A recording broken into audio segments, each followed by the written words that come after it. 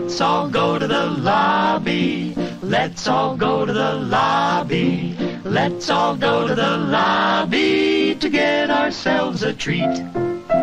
Let's all go to the lobby to get ourselves a treat. Let them come. And we are back with another episode of Where Heartbreak Feels Good to talk about all the things that we watched in the month of March 2025. Feels weird to say that for some fucking reason. Joining me today is Josh D. Woodbury. I don't understand how it's already April, so I agree with you. It's been a weird year, weird movie year for sure. Not a lot of bangers yet. There's a few that we'll talk about. But it's been a big TV month for me, big TV year in general for me. So that's pretty interesting, and I'm excited to talk about them. Evan Harris. Glad to be back. Yeah, quarter one 2025 has come to an end. You know, we're hitting up quarter two with April. Not the best start to the year. You know, but I'm with Josh. TV has been peak TV. Peak TV. I loved a lot of the TV. You know, as an anime watcher, a lot of great anime this past season as well for the winter. I've been getting a lot of books done. I've been reading a lot of books, manga, comics, TV. I've been seeing a lot of movies, so I'm killing it this year so far.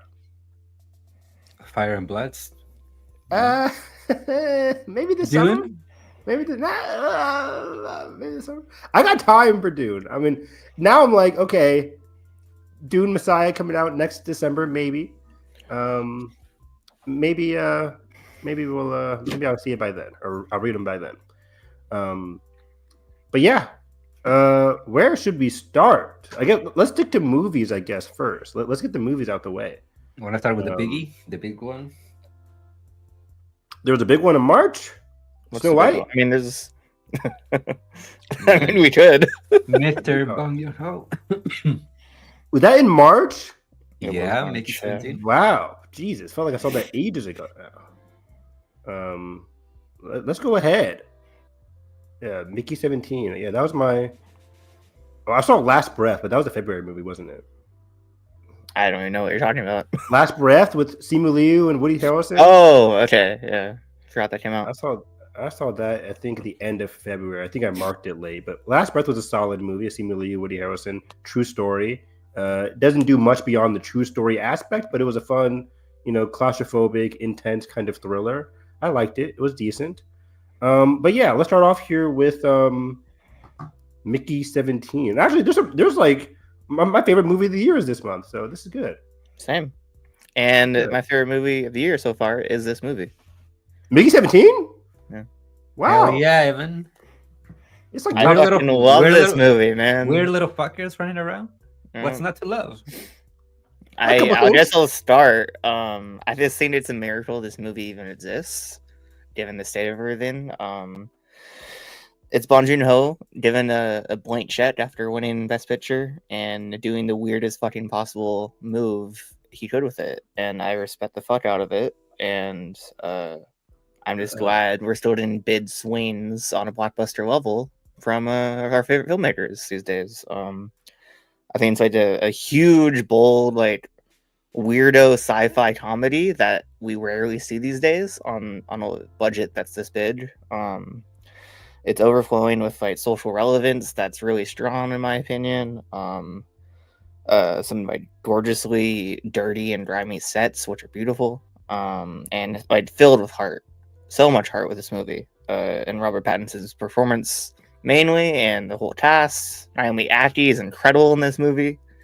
I like Mark Ruffalo. I think he's doing one of his better comedic performances here as a Trump version of Trump for sure, which works for me. Yeah. And Tony Collette is also. He did like the finger thing, so it was good. The dance, yeah. People were, I thought the two best performances from that movie was Robert Pattinson and Mark Ruffalo. I came out of the movie, people were like, oh, Mark Ruffalo was just doing a gag, and I'm just like, no, I've seen people hate on him. I'm shocked. I'm like, he's great. He was easily number 2 for me. I thought he was excellent in the role. Like, I'm a huge Mark Ruffalo stan, though. I think he's great in everything he does. But like, he's not hitting like Poor Things level. He's not going full. It's on the same level mode. though. It's like same type of performance. It's the same type exactly. It's giving that same. But energy. It's like skewed a bit more like evil and close to home for us. Oh yeah, for sure. But yeah, so I dug his performance. I dug his caricature in particular. I didn't love the movie as much as you guys. I mean, I'm a huge Bong Joon-ho fan. Like, I think this is, this is a lower tier Bong Joon-ho for me. But even some of his lower tier movies, I still had a lot of fun with. I agree completely with everything Josh said, though. A lot of heart. I love that in my movies. Very funny. Robert Pattinson is incredible, playing 2 dual roles that I just absolutely loved. I didn't expect how unique and how distinct 17 and 18 really, were going to be. We all knew they were playing 2 different characters, but like I didn't expect just how different and unique the physicality and their intonations would be in this movie. So that was a really great surprise. My only weakness comes in the supporting cast. Ruffalo's great, Aki's great. Some of the other ones, meh. And then the third act for me was just like, classic blockbuster action. I loved it though. I think it's like the action third act, like very actiony, but I think it like is overwhelmed with sincerity. And like, what if like Trump actually lost? And I think that's interesting. And I mean, I don't know. I think it works for me. I just really respect the swings. I do it. It's funny. We keep saying well, Trump actually lost. He did lose previously. He just won this time. I mean, like, yeah. But yeah, and it was funny because a lot of people are just like, this is made pre, they thought Trump was going to lose. Like, no, when this movie was being made, Trump had lost. Biden was president. So it doesn't really make sense. But yeah, it would feel a bit better if Trump had lost for the second time. But anyways, I think this movie had just a lot of energy. It didn't like fully engage me as much as I wanted to. It's definitely above like Okja, which I thought was also in that same like comedic, weird sci-fi vein.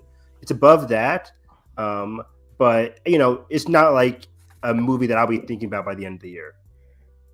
I have it, but I haven't seen it. Oh, you have Okja. Oh, okay, wow. Okay, yeah. Jake Gyllenhaal is phenomenal in that movie. He's the best part, in my opinion. Anyway. I love this movie too, just as Josh. I do see the complaint. It's not for everyone. It's not for everyone. Yeah. Yeah, sorry, I'm recovering from a cold. No excuses. Yeah, fuck you. No, but I do see why people think this movie is messy, because it is. Like, there's so many like threads that are like started and then either don't come back or they're barely touched on. Like this whole thing about like maybe there's like a secret like rebellion within the spaceship, but it's never really talked about until the very end. But to me, like, it never really bothered me because, and I said this on my Letterboxd review, this really does play like a live action episode of like The Simpsons of Rick and Morty. It's just Rick like, and Morty, yeah, that's what it's like completely goofiness. And if you don't buy into it with just Robert Pattinson when what he's doing, then I don't really think you're gonna get into the movie as a whole. And I love the whole, I kind of went through a Bong Joon-ho marathon before this movie, and like, oh, nice. I love that his love for animals is still very present, and I love that that's like the big climactic event of the movie. Even though like the action can be a little bit generic, I do love that it's not like just like people versus people. It's just like these animals that are, to the humans, they are the aliens, but really the aliens are the people who are trying to colonize them. So again, like it has it plays with a lot of ideas. Some of them land better than others, but to me, at the end of the day, the energy that the movie has just like makes the whole thing stick together and work. 100%. Yeah, spoilers for the end of this movie. Spoilers for Mickey 17. If you haven't seen it, it'll be on HBO Max in a few months, probably. Probably next week. I didn't love the ending for Mickey 18, the other one. I want you hate sacrifices, though. I hate sacrifices. I hate it. I hate it. I'm like, what are you doing here? But that was the one thing. I was like, okay, whatever. It's just like sweep it under the rug. Then you get your victory celebration ending. A lot of claps. A lot of celebrating. Well, it's like it's a little weird though. Like the stuff with Toni Collette, I thought that was really really interesting. What part? Like her trying to bring back Mark Ruffalo. Oh yeah. I forgot all about that. Yeah. But it's just a dream sequence. Like it kind of just feels like the was movie it? someone. Yeah, he was just imagining it.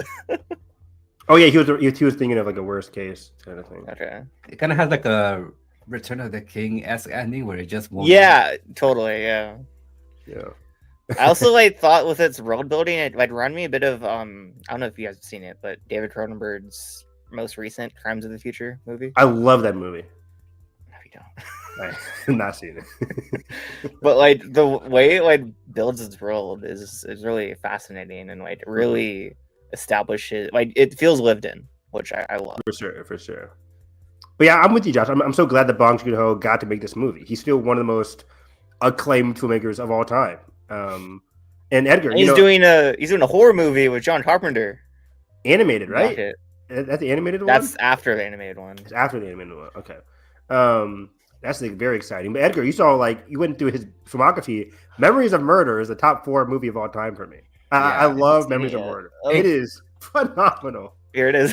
What, Josh? Pop it on. It took me a minute. Yeah. It took me a minute to get into the movie because I thought I was gonna watch like a straight drama, and I was surprised how funny the movie is at times. Yeah, the detective Really dark comedy, but yeah. Yeah, the main detective is like solid, but there's like his precinct is pretty much kind of comedic. Yeah. This is a like foundational movie for me. Stonepiercer. Oh, Snowpiercer. Foundational. Oh Yeah. It's like great. one of the first movies I remember watching and saying, like, "Hey, you can make movies like this." Yeah, it's lit. It's lit. really I fucking loved it. I first saw Snowpiercer on Netflix. I think I was on a train. Yeah, Netflix for sure. Yeah.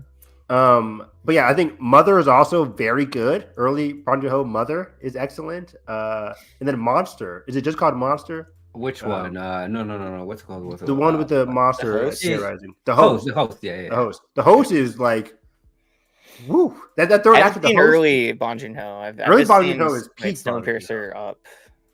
Like I Really wanna- dated effects, but one of those examples where I don't really care because the emotion Oh. is just there. The emotion is at a sky high level for the host.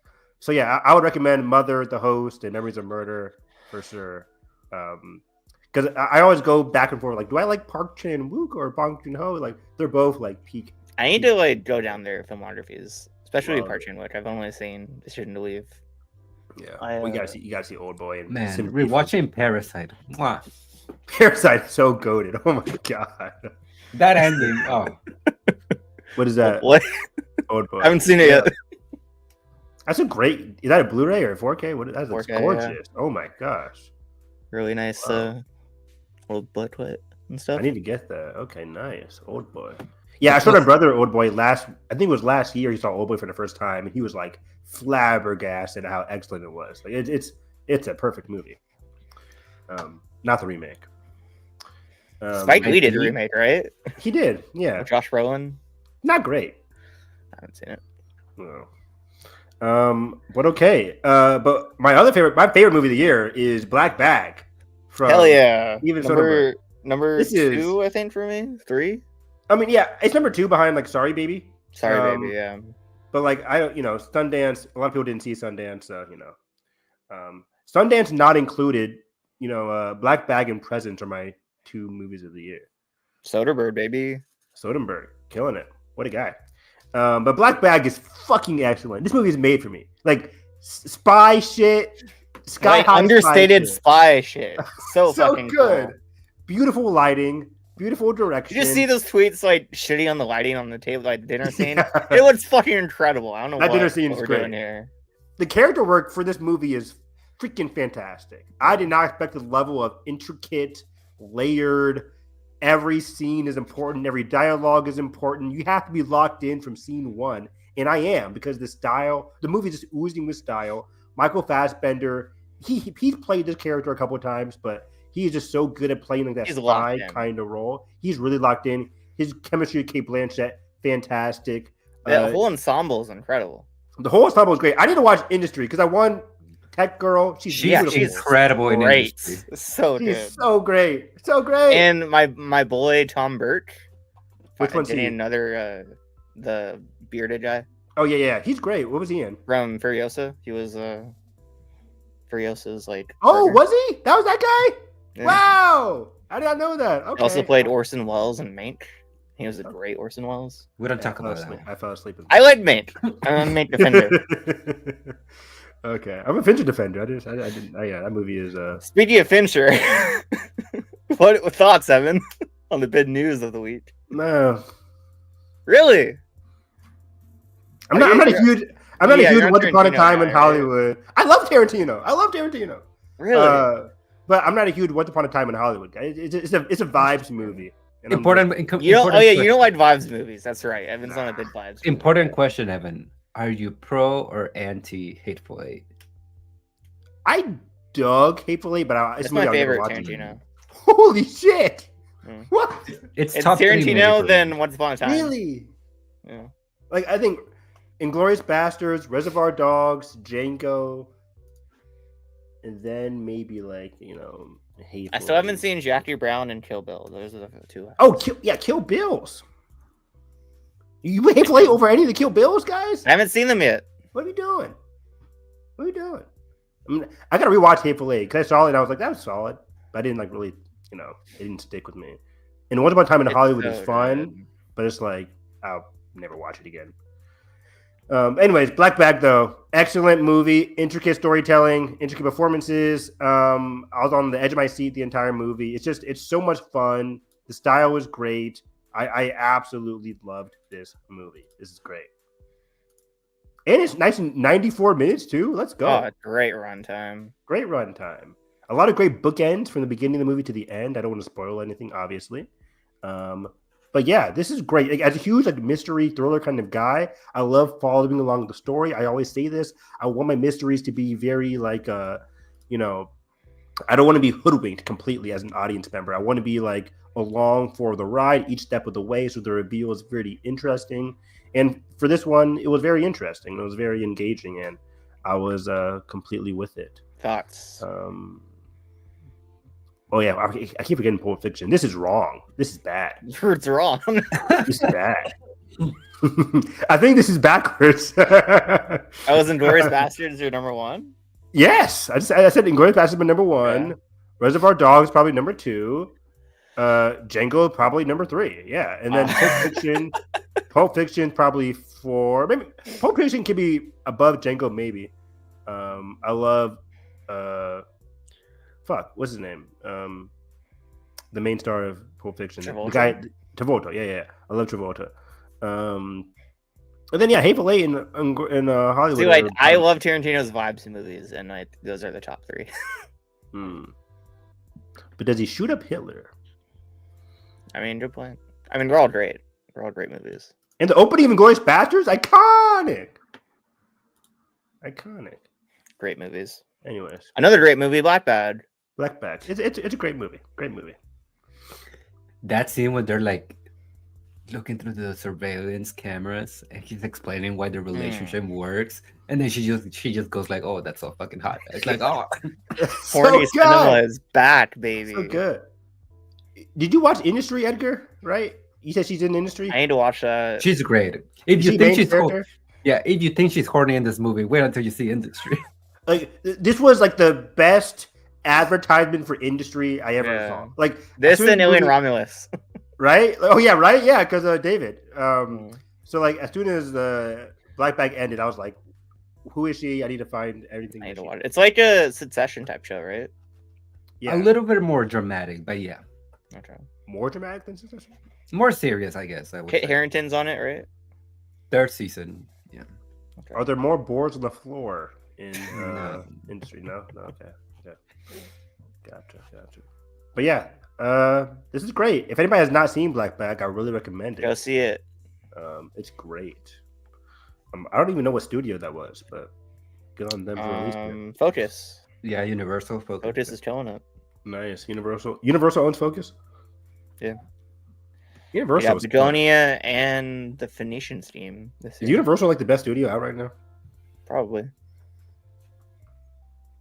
Somebody in the comments, is it not Disney? Not Warner Brothers. Not Warner Brothers. I mean, Warner Brothers puts out bangers, but like Warner Brothers has bangers. They do have yeah, bangers. that's conflicting. All right, they have Denis on lock for now. At They least. have One Battle After Another, which is like number one for me this year, probably. That looks great. Yeah. I am not looking forward to the headlines when that movie comes out. What? What's going on? Box office.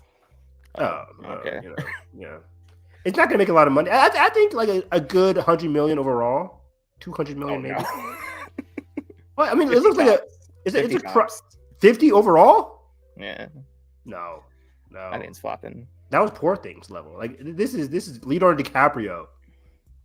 Yeah. What was last Leonardo DiCaprio flop? The only way this how movie's did- gonna make money if they trick people with the marketing. And so The mean, marketing Killers- is It's not fun. working. Killers a crime flopped, thriller. didn't it? Didn't Killers flopped? Did it flop? What did Killers make? I think it might have done maybe barely 100. I'm not sure. Oh, did it? Okay. Worldwide overall. What was this movie before that? Was it Hollywood? 158 million worldwide. Yeah, this movie's making 200. Easy. Okay. Easy. Yeah, if like heavy drama like that can make 150, then I think yeah. Nearly 3 I hours. I correct myself. Yeah. I mean, the trailer looks a lot of fun. Like, this is comedic Leo again. One of the best trailers I've seen in a hot minute. The score, so fucking good. Dude, Johnny Greenwood. Johnny man. Greenwood, he's back. Oh. I'm excited. Yeah. Doing The Bride.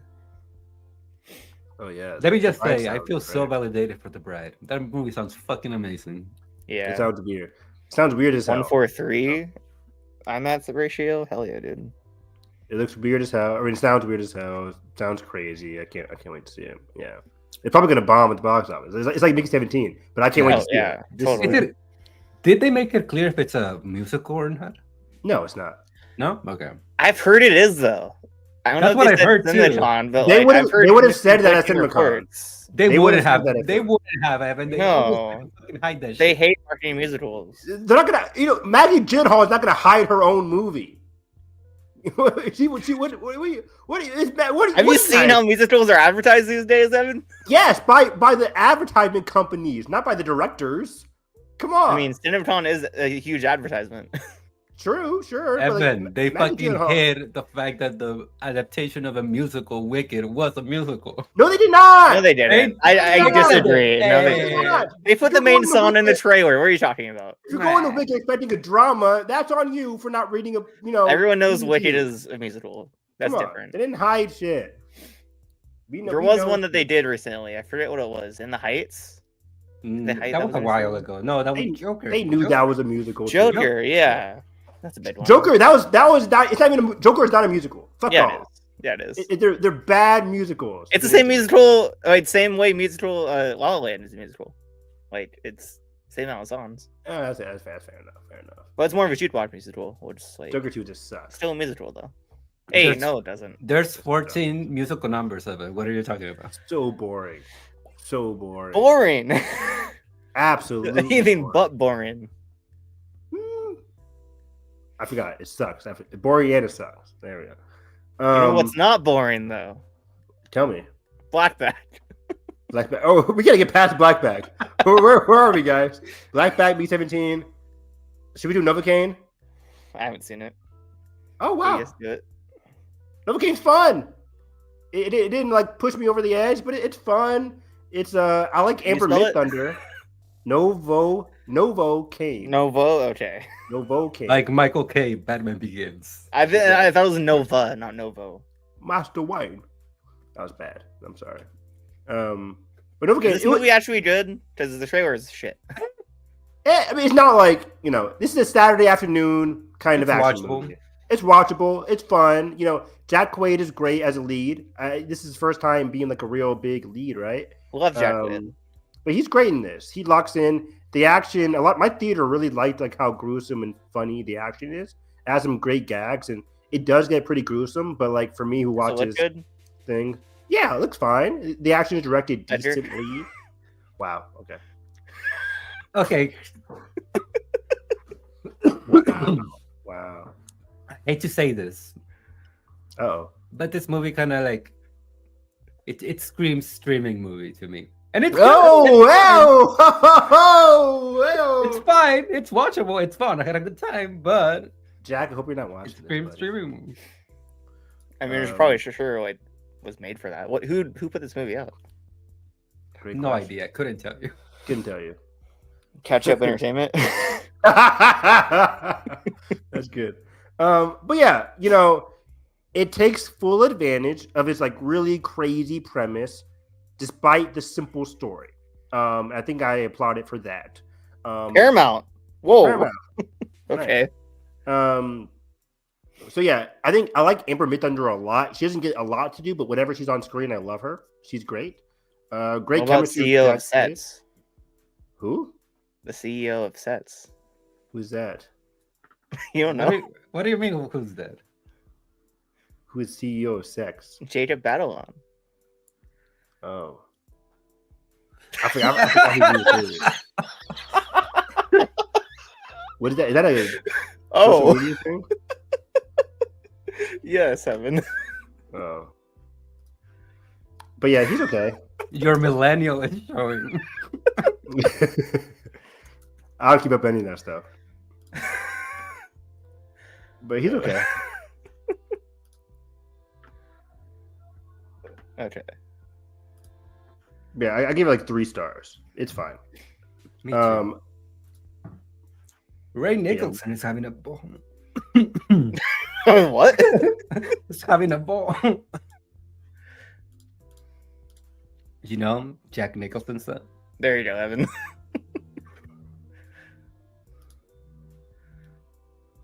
Oh wow. That's yeah. That's our guy.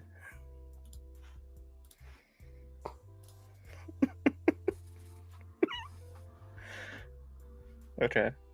Next. What are we talking about? No idea. What's next? Ash? Did you get anybody else see Ash? I wanted to, but I did not. What is that? I think Ash was with the sci-fi horror film from Isaac Gonzalez and Aaron Paul. Right? Aaron? No. Yeah. Aaron Paul. Aaron Paul. This was fine. I wanted to love this more. I'm a huge fan of like claustrophobic sci-fi horror films and just the genre in general. One of my favorite games of all time. I mentioned pre-podcast. I love the Dead Space games. I love Crazy. I love The Thing. This movie had vibes of The Thing. You know, a planet, unearthing kind of like a weird alien, parasitic alien on this unknown, undiscovered sci-fi planet, and then chaos ensues. There's some interesting, you know, non-linear storytelling going on that I found very interesting. Isaac Gonzalez is very good. Aaron Paul is very good. It's just that for me, the story kind of dragged a lot. It does have some great visuals, great soundtrack, but for me, the story and the characterizations aren't very deep. It's not as deep as I thought it was going to be. It's pure kind of not vibes, but it's pure tension, mystery elements in here as she tries to discover like what happened to her. But throughout the movie, I kind of got the sense of like, what actually happened. So the end of the movie didn't completely shock me, but there is some nice little bits of surprises towards the end. I was like, oh, okay, this is very interesting, but it's not very deep. It doesn't go, there's not a lot of meat to the bone here. But again, the tech elements here, the sci-fi visuals are really psychedelic and really cool and engaging. It's a colorful movie, right? I've seen very colorful, really cool, weird imagery here. It does get gruesome towards the end. I really like that part. Like it gets full on like The Thing brutality, which is fun. Again, the supporting cast didn't really do much for me. Iko Uwais, am I pronouncing his name right? The lead from the Raid movies and other great Indonesian action movies. He's great in this. So yeah. Besides that, like I wanted to like it more. But it's still engaging, you know, very mixed kind of movie. You're either gonna love this, hate this, or just be in the middle. I know a couple of people who really did not like this movie because of like the slow pace and the director has like a weird name, right? Does he? Let me see here. It's Flying something. Oh, Flying Lotus. Never heard of him. Sounds like a an anime move. Flying Lotus. But that's about it.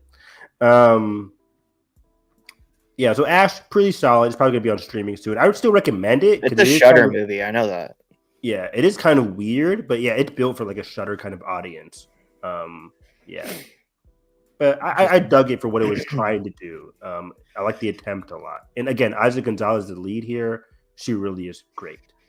So hopefully she gets more lead roles, doesn't get killed off as a supporting character in other movies. Looking at you, Godzilla, King Kong, And Baby Driver. So yeah, up next, I have a small one. I don't know if you guys have seen it. Yeah. Cleaner, starring our girl Daisy Ridley. Yeah, I think we talked about this last month, or did I? Did I not? Did we? Yeah, I saw this February 22nd. I did see Cleaner because I talked about how I liked her chemistry with her brother. That's my least favorite part of the movie. Oh, I love that. I thought it was very sweet and endearing. That was very cringe. But everything else, though, I think it's like the best kind of 3-star movie. Yeah, solid 3-star movie. Very solid, really, really fun cat and mouse thriller. And Daisy's great. Daisy's great. And the antagonist, not super complex, but there was an interesting power play that I didn't expect. The way it twists from the trailer, interesting. Exactly. I don't think it was for the better in the movie, but it was interesting. Yeah. I know that loss was kind of detrimental to a little bit, but again, I like. We don't see that guy a lot these days. No, we don't. Yeah, it's not seen him one minutes. But yeah, so the Cleaner, yeah, definitely elevated by Daisy Ridley's performance, and I think like in a sea of like these action movies and shows having the most bland like choreography and staging, I thought some of this was like really slick and really good looking. Martin Campbell, whether it's a 3-star movie or a 5-star movie, Martin Campbell was always going to deliver. He's got that sauce. Yeah, I think I've seen a lot of these like 3-star Martin Campbell kind of movies, and they're really engaging, really fun to watch. I was not bored watching this, so yeah, good movie, fun time. So yeah, I have 2 more movies. What do you guys got? A few more. What's next for you guys? Did you guys talk about The Monkey already? We did. I finally saw that. I didn't like that much. All right. Very forgettable for me. I agree. I couldn't tell, like, it was comedic. I couldn't take it seriously. But yeah, the tone like was all over the place. Like, what are we doing here? The relationship between the 2 brothers. The kills were great. Yes. Really well done. But everything else, very hollow. Completely agree. Yeah, it was easy. Like, Edgar? He liked it more than really. You. Okay. Yeah. I might make it lower than that. I talk like less about it than I actually rated it. Anyways, Tatiana Maslany though, fucking incredible, but enough of a movie. Yeah, she's gonna be the lead in his next movie though. That's why I'm excited. Great. I think that one's to be a banner because she's the lead. Hopefully, that's more consistent. Yeah. What else? Oh god, I have a string of bad movies. The Electric State. I didn't. You guys saw that? If you guys want to, Edgar, what is happening? Minecraft. I saw the first 10 minutes, and I turned that shit off really quickly. Yeah. You couldn't pay me to watch that Netflix slop. I was curious, and then they made Walt Disney be the creator of these AI robots. So I was like, I'm done. What? Walt Disney created these stuff? Yeah. Can they do that? I guess so. Hey, it's the Russo brothers. They have the connection. Oh, sure. I guess they do. Can you put Walt Disney in our awful movie? They're probably like, sure. Edgar, talk about it, buddy. How forgettable is it? It's not good. It tries so hard to be like a James Gunn like action comedy, and it just isn't. Every single character is fucking obnoxious. All of the robots are fucking annoying. Chris Pratt is doing his shtick. Millie Bobby Brown is just sleepwalking. Who the fuck is in this movie? Giancarlo Esposito. He's in this. Okay, yeah, and what's his Kiwi fucking Kwan name? is in it. Yeah, fuck, Stanley Tucci. Coleman Domingo. What? Coleman Domingo's in this? Holy shit! Yeah, Who is he? Is he a robot? yeah, but like, here's the funny thing: all of these like fucking phenomenal actors are either robots or people that are like controlling other robots, and the head of the robot is just a screen. So it's basically Oh, gross! so it's just like them, like this, like like. Oh the screen. no! Oh, So the no. entire time I'm just thinking, man, this might have been like the easiest fucking paycheck for these Yeah. people. But Wow, they filmed it in a closet. yeah, so, That's wild. but yeah, not them. Look there like was- shit, I assume. Yeah, basically. Some of the robots at times look fine, but you know Or, that is Is it this their $300 million good? nah. is this their worst movie? Gray Man was bad, but The like, fact that I have to Was think- it worse than Cherry though? Oh, you meant like the Russo brothers. I thought you meant like Netflix overall. oh no, No. There's been bad Netflix movies. You know, yeah. I never think- saw okay. Cherry is at least interesting to watch. It's horrible, but like it's interesting. Because there's so many things going on in that movie. It has to be between this and the Gray Man, and I might give the edge to this as the worst because Wow. at least Okay, it works. Okay. at least the Gray Man has Chris Evans trying to do something. I don't know what the fuck he's doing, but Ryan he's doing Gosling's in something. that too, right? Yeah. He is. Yeah. Mm. He's Yeah. okay. Russo's. Let's go, Doomsday, baby. Oh no. Chairs, baby. Chairs. I love how this movie. Chair check. What are your thoughts on the chairs, real quick? Not the best reveal in the world. But it got people hype, you know. Not me, but it got people hype. I'm just glad Shang-Chi's in there. I'm like, there we go, my guy. He should be the lead. Do people even remember him? Yes, they should. He's like a top 2 Phase 4 character. He's great. Namor kind of surprised me a little bit. Because of validations. Yeah.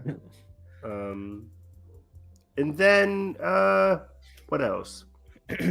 The X-Men weren't too surprising, but I thought they'd be in Secret Wars, not Doomsday. Yeah.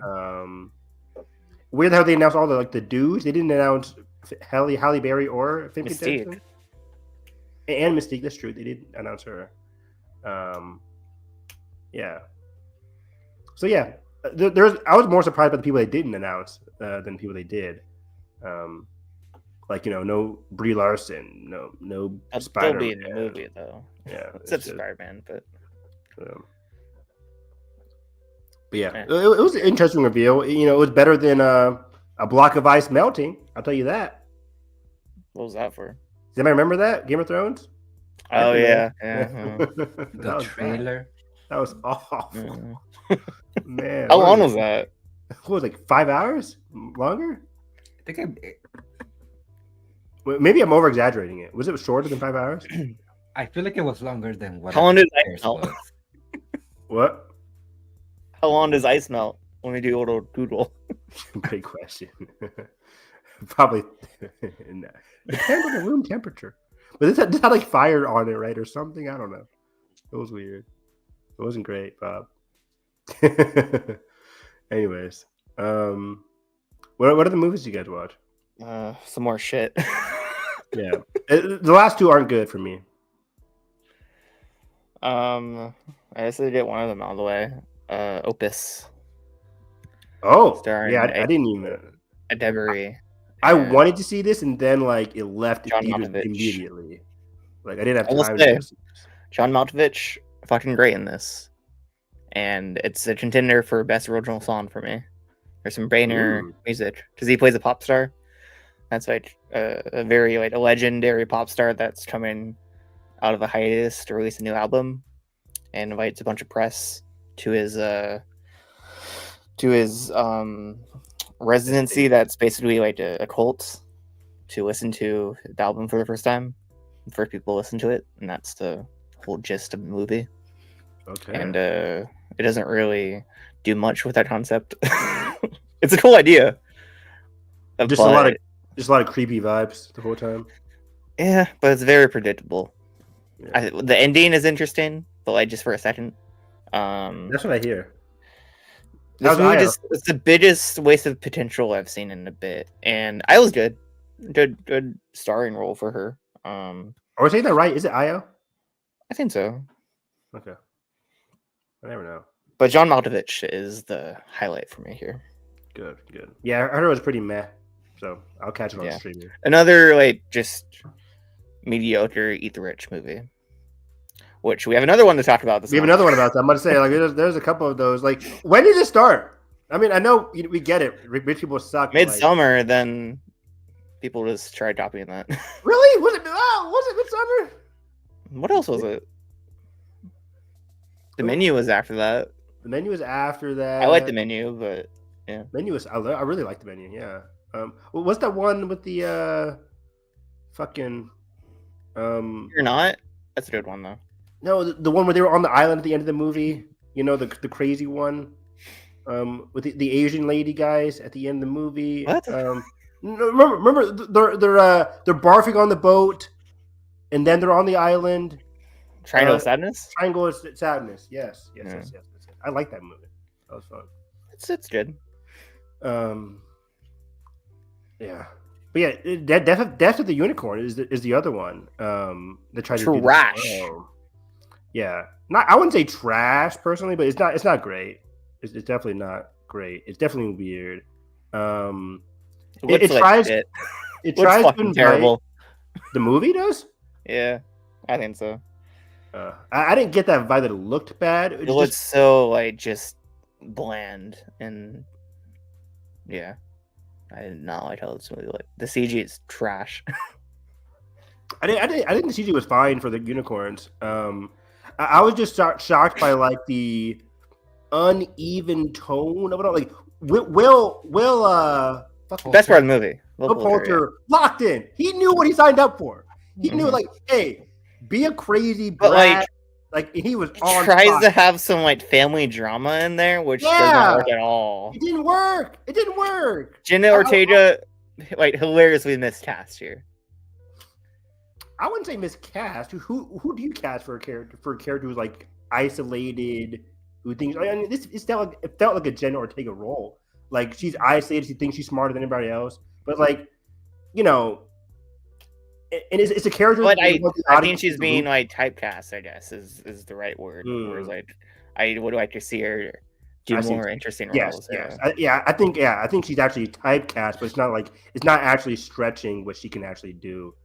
I was watching this movie, guys, and I was like, Jenna Ortega's okay in this, but like, when did she become like Jenna Ortega? What movie was it that was like she became a huge star? Was it Scream? I think that was later in her career, but okay. What was before that? I don't know. The Fallout that was a breakout. Then Wednesday was right after that. Okay, because I felt like I love the Fallout, but I didn't know who she was before Scream. So wait, was the Fallout before Scream? It was like one of her first ones. I think I watched it after because she's great in that. She's great in that. Probably still might be her best role. Was X before or after Scream? Same year. Might have been 2022. I think right after. Yeah. I think Scream 5 came out in February and X in March was that? So yeah, for sure. So it was like back to back, and then Wednesday the year afterwards. Yeah. She's like on fire. She's like in a lot of things. But yeah, I was watching this like, when did she? It kind of distracted me from the movie. That was kind of boring me. I was like on Paul Rudd in this movie. He's Paul Rudd. His character was awful though. I couldn't stand his character, and I hate when I can't stand characters. It's like bad. Almost every character is like that for me. We're just very one note. Like his character journey. It reminded me of what was it? What was that one? See No Evil. That's the movie. Where the dad. Speak No Evil. Where the dad was just so unlikable. I'm like, this. It's which one? The remake. He's talking about the remake. Because the dad was just so unlikable. Such a bitch. I couldn't stand him. And And then in this movie, the entire like 90% of the movie, he's like, "Oh well, just be quiet. Why can't you just be quiet?" I'm like, "Oh my god!" And then they want me to believe like the end of the movie is like, "Okay, you know what? You were right. Right? Like, fuck off. Fuck off." Like I just did not buy his character journey at all. Yeah. The family stuff just didn't work for me. This Will Poulter, thank you. You rocked. this the movie has a very similar kill as the first Jurassic World of the death of a character that didn't deserve to die the way that she dies. Oh yes. Yeah. There's a couple of those. I was shocked. I was like, oh, so and so is fine. And then that happened. I'm like, It's like randomly mean spirited out of nowhere. I was like, oh shit. Yeah. That was pretty funny. I was The surprised. thing about this movie is like it tries to be Jurassic Park and it just fails miserably. Yeah, wait, so I'm watching this. The theater is like decently crowded, not like super crowded, but like there are some characters like, oh, why are you going in there? Like, oh, why are you going in? Like I heard some horror movie when they were like reuniting at the end. I'm like, come on, I'm really? like, my theater was engaged. They were locked in. Like, oh, why are you doing this? Why is she going in the woods? Why are they going in the woods? I'm like, Why do you care? like I don't care. I'm so locked out of this movie. Movie's not making you care at all. It's not making me care. I'm not feeling any kind of horrific tension or like what's gonna happen. Like nothing surprised me here. Nothing absolutely surprised me. That fake out at the end, guys. Fuck off. Okay. Fuck off. So yeah, the movie really bugged me. Hey. But the score, pretty good. Yeah, I like the score. I like the score in this movie. There is a song though that I don't even remember from the movie, but it's by St. Vincent and it's a banner. So I didn't even hear about a song in the credits. Which is like funny that I made a letterbox list. Is like movies released by A24 that are eat the rich movies that have good original songs but are horrible movies. It's just an Opus. But yeah, not great. It's not great. I will say I was waiting for the movie to take like a goofy turn, and I thought it was gonna happen when Richard E. Grant's character like wakes up and like, he just throws the stick, and I was like, oh, is this gonna take like a goofier turn? But never does. It should have been more goofy. It's about unicorns. Like, be more goofy, please. The whole thing where she's like looking at the tapestry is like, who the fuck what cares? was up with that? That was wild to me. It's like, okay, so because she saw a picture of her mom in the museum in the background, the tapestry. Like, it made the whole sense for the movie. Like, the movie wants me to believe, like, oh, she is so smart for doing this, but then everybody else is like an asshole for not listening to her. If I'm in that scenario, I'm like, okay, and that map, right? Like, yeah, I'm like, I wouldn't take it seriously either. Like, okay, cool, tapestry, exactly. Wow. Oh, and they tell us exactly what's gonna happen. Fuck off. Hate that trope. Hate that trope. It's so bad. Like, we're doing this in 2025. We're really doing this. Like, come on. Like, oh, the art on the wall tells us the whole story of the movie. Thank you, movie. Terrible. Stop it. This is 2025. We're past that. That's like way early 2000 shit. Will Poulter's death, though. Awesome. Great stuff. Will Poulter, he's been on fire forever. He's always great. Warfare coming out this month. I'm excited, yeah. That weekend is wild. Like Warfare, The Drop. Drop, yeah. And then there's that fucking amateur movie. If I see that trailer one more time, I'm gonna jump on my neck. How the fuck did that movie get IMAX theaters? The Amateur's IMAX? How? What part of that is even IMAX material? Warfare, it says Dolby, maybe. I thought Warfare was IMAX. I thought so too. Yeah. Interesting. Maybe they share it. Anyways, yeah, Death of the Unicorn. Meh. And then I saw Snow White. That's my last one. Snow White, also, meh. Better than I thought it was to be. Not the worst Disney remake, but still meh. No, Lion King is still worse, guys. Let's not get this twisted. I'm so tired of people on Lion People King saying this is the worst movie ever. Like, come on, stupid. people. Come on. Stupid. Watch more movies. Watch more people, first of all. Yeah. Lion King is 1,000 times worse. Way worse. What are we doing here, guys? Like, this movie is just fine. It's just fine. Rachel was incredible. Gao is bad. Terrible. I will say, like, one of the worst performances I've seen, maybe ever. The musical number that she has made my ears bleed, man. It's so bad. Yeah, that wasn't great, Bob. That was not great at all. But Rachel Zegler, once again, she's the best part of her movie. movie kind of really drags in the middle. Like there was a lot of time spent in the forest. I'm like, woo-wee, can we get out of here? With those fucking abominations of dwarves. It's ugly, man. I think this movie looks good, like colors wise. Yeah. And the camera works good, but like that's just Mark Webb doing his thing. Mark Webb the most he can. Mark Webb and what's the fuck? Who did Mufasa? What's his name? Barry Jenkins. They're kind of like sneaking through the Disney hive, trying to insert some good directing here and there amidst their like Disney remakes. But yeah, I like that the story took some liberties. It needs to because it's a live action remake. Do some changes, please. That's why I don't understand the outrage when Rachel said like, she doesn't want a 14-year-old falling in love with a 30-year-old. Like, yeah, okay, why is that? Why is there outrage because of that? Yeah, it's fake outrage. People who saw Snow White like one time, because the romance in Snow White, nobody talks about that. No. There is no romance in Snow White. She gets kissed at the end. Yeah. So I like that they actually did something. Was the guy in this movie good? He was a little great value, Jonathan Groff, but I mean, not terrible, but very much like we can't do Jonathan Groff. So it sucks that Rachel can get a good like supporting co-lead in her movies. Like she's not bad, but it's just like she's not giving the same energy that Rachel's giving. Yeah. She needs to be more picky with her fucking movies. I'll say she's a better agent. Yeah, she is an Amy Adams agent.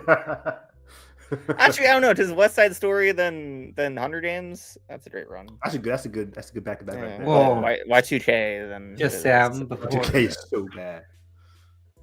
What did you say? Shazam. Oh, she's in Shazam. But that was a paycheck though. That's nobody's fault though. The first Shazam is really good. Like I did not expect that was the studio's fault for that movie. Because you had a great director, you had a good cast, and then the movie just.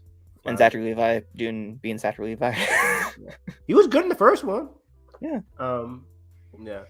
It's funny. Zachary Levi and Gal Gadot, they're good, they're decent in the first movies, and then they just take the bed. Gal Gadot's good. She's good in Wonder Woman. I think she's the best in Fast and Furious, but no, I think that movie utilizes her like the best. No, no, they don't. That's revisionist history. Han and Giselle is great. No, they're not. Yeah, I think so. I stand by that. Nobody remembers Giselle. I do. Her name. Nobody remembers her name. She was bad in those movies. I just said it, Evan. And I just remembered how she came back in Fast 10. I forgot about that. I forgot how she pulls off like a Looney Tunes character. She pulls out like, "Hey guys, I saved the day." Wow. We're all dead though. Or are you? Oh, yeah, remember the plane veered into the mountain? Fuck off. Oh man. And we're going back to the basics with part 2. Of course we are. Because we have to. I love Vin Diesel so much. Jason Momoa though. Wow, he was excellent. So fucking good in that movie. He was so good. Anyways, yeah, Snow White, forgettable. Not the worst Disney live action, but again, if you want to see good ones, watch the Jungle Book remake was good. I haven't seen Cinderella yet, but I've heard Cinderella's great. Cinderella's really good. So yeah, the early ones when they actually were, at least trying. You like Beauty and the Beast? I like it. It's one of the decent ones. Yeah. So yeah. And again, I like Aladdin a lot. I think the 2 leads in Aladdin were great, and Will was really good. So, but yeah, again, this one was it tried its best, but bad casting and bad story, and just steamrolled. And then a lot of the extra controversy didn't help. Controversy. But anyways, well, that was yeah, that was it for me for movies, though. I have a couple more. What do you got? Let me run it back.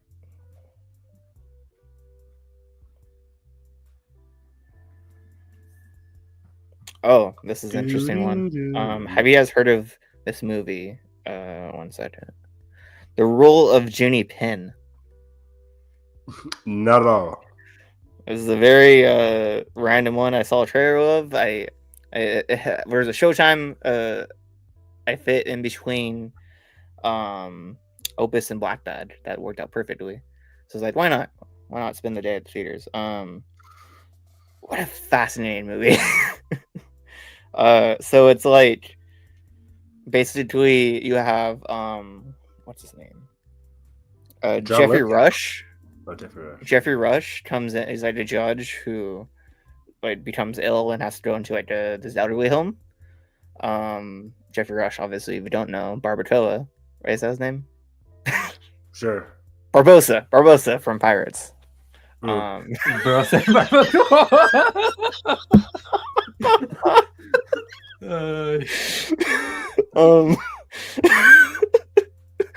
Barbosa, Jeffrey Rush, yeah. He's a judge. He has to be admitted to an elderly home.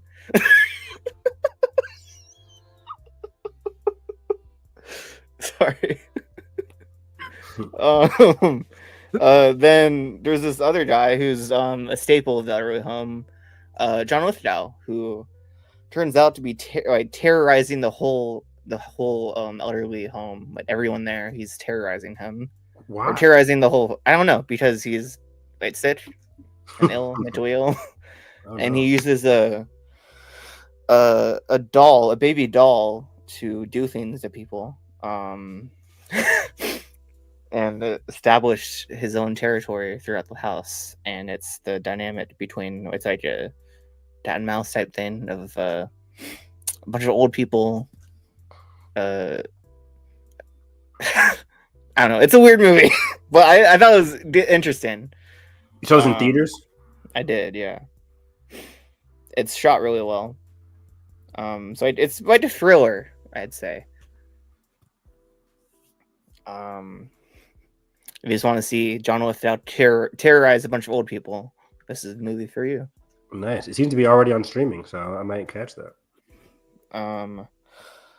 What else was there? How does it feel that that one of your movies from your sorry, I'm still recovering. Barbecue. Holland. It was in your draft. Oof. Okay, let's get there. Have you guys seen this? No.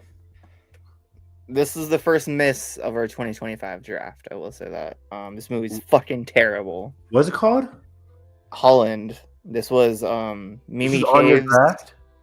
Yeah, because it's Mimi Cave who did Fresh, which I really liked. Oh, we did with like Sebastian Fresh. Stan Yes, and Daisy Jones. I thought the style and confidence she showed with that movie. And just was called off the Holland. charts. And here, that style and confidence completely out the fucking window. Where is it? I don't know where it went.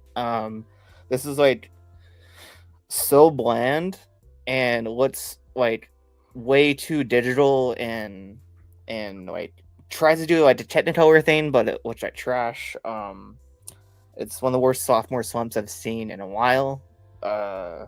It's overstuffed of ideas, but it's not interested in exploring any of those ideas like deeper than they actually are. And it tonally has nothing, no idea what it wants to be. And terrible ending. And it's just a bad movie. Wow. Yeah. So this, I just looked it up. This was the one with Nicole Kidman and Nicole Kidman. Yeah. Okay. Tragic. Gail Garcia Bernal and Matthew Bethadian, who's great, doing his thing. Oh, Matthew's always great. Yeah. But this movie is like, no, it does not know what it wants to be. Oof. Yeah. I don't even remember this It tries to be like take like a Gone Girl type thing, and it tries to be like Bonnie and Clyde for a second. It's so weird. I don't know what they were thinking of this. Man. It's like comedic, but then it's very serious, and it's a thriller, but it's a drama. It's all over the place. Damn. Worst movie of the year? Yeah. Oof. Wait, was it? I forget. I gotta rank hasn't seen Electric. Hard Eyes. Hard Eyes is below it for me. I like Hard Eyes. Fucking wanted to kill myself during that movie. Oof. I forgot. I saw Working Man as well. That's technically March. Oh, David Ayer, right? David Ayer. Meh. Beekeeper is way better than this movie, which I would never expect myself to say that a lot. Is it or the Working Man? A Working Man. Okay. The Beekeeper was more like the Beekeeper. I know people love that movie, but it's more straightforward. It's more simple. It gets to the point. This movie story is muddled as hell, and the story was bad. It was overly complicated. It's muddled, and there's an odd lack of agency. No spoilers, but if you watch the trailer, somebody that's close to Statham gets kidnapped. It's a woman. She gets kidnapped, a la Taken. And in Taken, the thing was like, I gotta hurry up and rescue my daughter, right? Every other action film tries to copy that.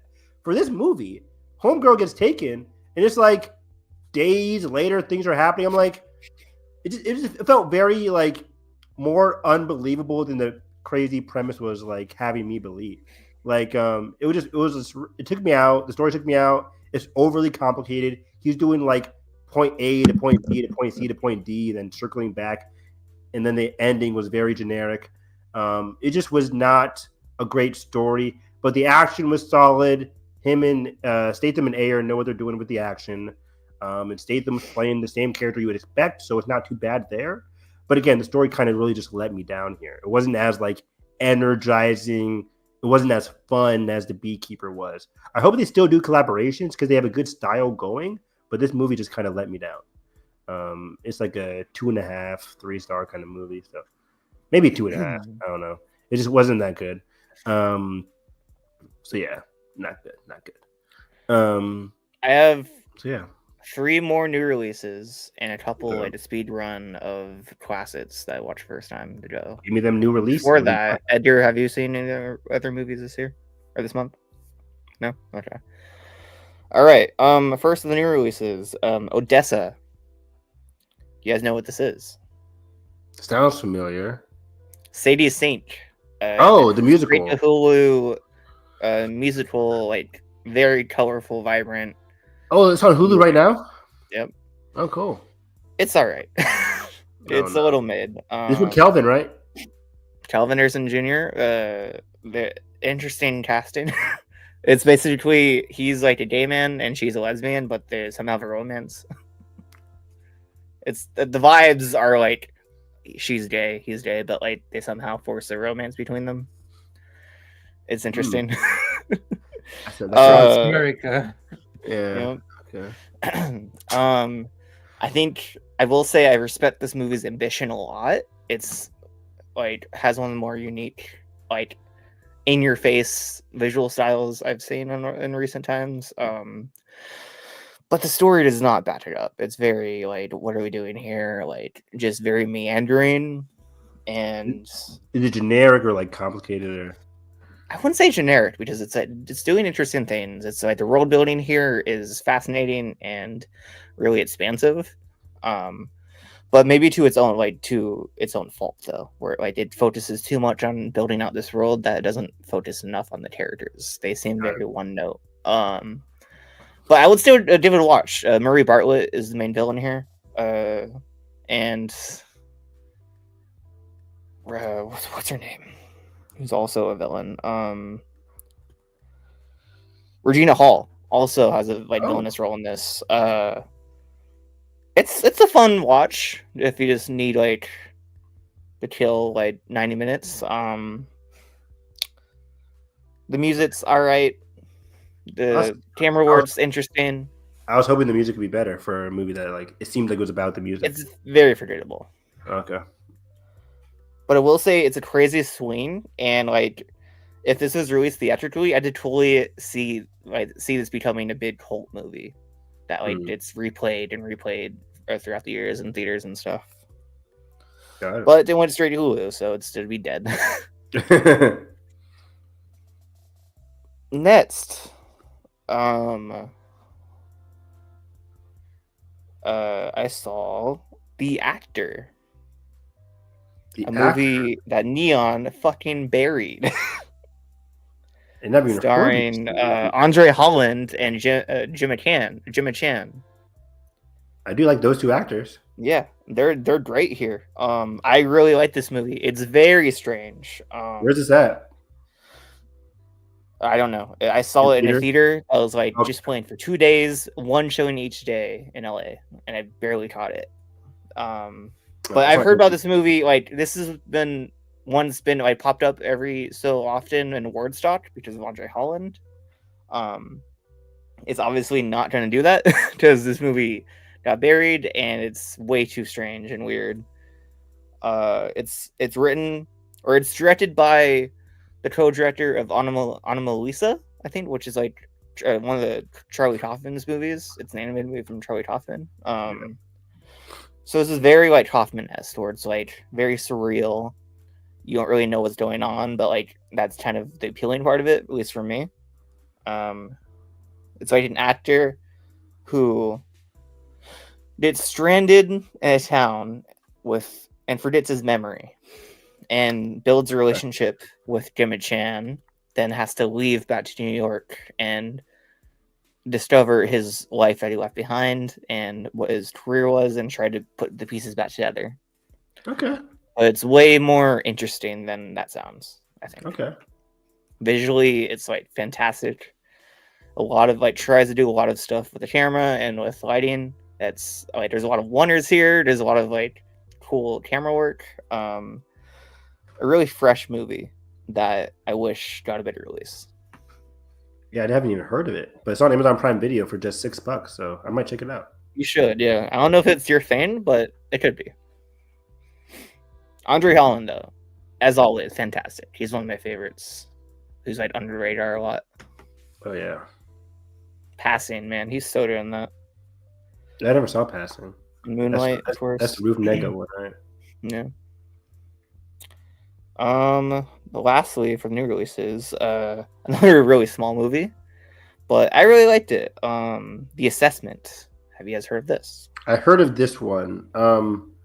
Shoot, who's in this one? It's Elizabeth Olsen and Himesh Patel as a couple, and Alicia Vikander, who comes in and interrupts their life. Man, I miss Alicia Vikander. She hasn't been in a lot, right? And she's fucking incredible here. Like, so much range on display. It's like another. It's similar to After Gain, where it's like more understated sci-fi, which I love that way of tackling sci-fi. It like really makes you focus on the characters and their dynamics, but still having like interesting stuff going on with the world building. And like these characters are so rich, and what they like. Their dynamics are really fascinating, and you see them as they develop. I don't want to spoil this movie because I think you two would both really like it and where it goes. Because like you think it's one thing for the first 2/3, then it like goes down a way deeper, darker, like more interrogative path in the third, which is really interesting. And I'm just glad we're getting Elizabeth Olsen in indie movies recently. Like I loved her in His Three Daughters, and I think she's just as great here. Yeah, what's really good? Really small movie, but if you come across it on VOD or something, please check it out. Yeah, I would definitely want to check this one out.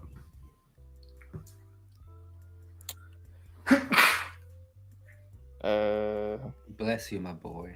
Yeah, thank you. Anything else? Nothing new for me. Oh yeah, I did have two, or I had a couple. Sorry, I watched a lot of movies this year or this month.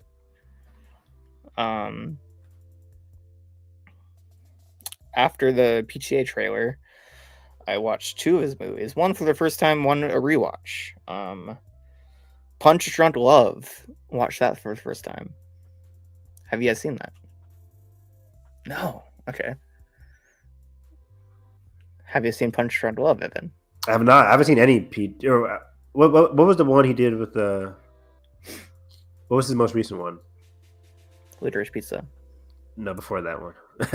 Phantom I saw Phantom. That was the only one I've seen of his. I have not seen a lot of his movies. Yeah. Punch Drunk Love, masterpiece. Adam Sandler is incredible. It's a very weird movie. One of those that's like, can't believe you can make movies like this. Incredible score. Then I also rewatched Licorice Pizza because I hadn't seen it since release, and I was very like, it's decent. I know Edgar really loved Licorice Pizza. So your favorite movie, right? Your favorite movie of that year? Second or third, yeah. Oh wow! Did it hold up for you, Josh? Or are you saying it was still? I like with this movie's a lot better with age, and in hindsight, like I really liked it a lot more this time. Because I think I was really stuck up on like the age gap, the whole thing, and now I'm like, I don't really care as much. You're an age gap kid. It is like a huge, interesting part of the movie, but like, I think the way it explores that is really interesting. Yeah. Real quick, top 521: Dune, The Green Knight, Spencer, Licorice, and A Quiet Place Part 2. Green Nice. Knight top 5. Hell yeah, Green Knight's my number 1. I think it was like top 30 Wow. for me that year. It was good. Worst Person is in my top 5 also. That movie's so good. What year was that? 2021? Yeah. Prince of Dispatch also in there for me. Of course it is. My favorite Wes Anderson movie. Fucking banner. It's something. Have you seen it? No. You haven't seen that one? I said nope. Yeah. Yeah. The Ides of March. Have you guys seen this? Oh, this is George Clooney one? Yeah, with Ryan Gosling. Ryan Gosling. I think I saw that. What, 2004? What year was that? 2011. Oh wow, way off. Yeah. I don't remember much. This is PTA. No, it's George Clooney. George Clooney. Yeah. I just was wanting a good like 2010s studio drama because I really missed those. I think I fell asleep on this movie. Okay. I remember I saw it because it was filmed like in Cincinnati or something. I really liked it. It's a fun drama, and Clooney and Gosling are incredible. George Clooney movies just always boring. Philip Seymour Hoffman, fantastic in this also. Giamatti, come on. That's basically it. I watched The Iron Giant also. Peak. There we go. Became one of my favorite animated movies. Fucking incredible. Peak. Was that your first time? It was, yeah. Oh man, I used to burn that VHS to the ground. That VHS was all over my house. I used to love that movie. I did not realize how funny that movie is. It's hilarious. So funny. The animation, the character animation is brilliant. Voice acting. Who was that? Joseph Gordon-Levitt, right? Or no? I don't think so. Who was the young kid? I'm thinking of Treasure Planet. Who was the young kid in Iron Giant? Eli Marienthal. Okay, I would not have get that. Jennifer Aniston's the mom though, which I didn't know. No, not at all. Yeah, that movie is just so good. So good.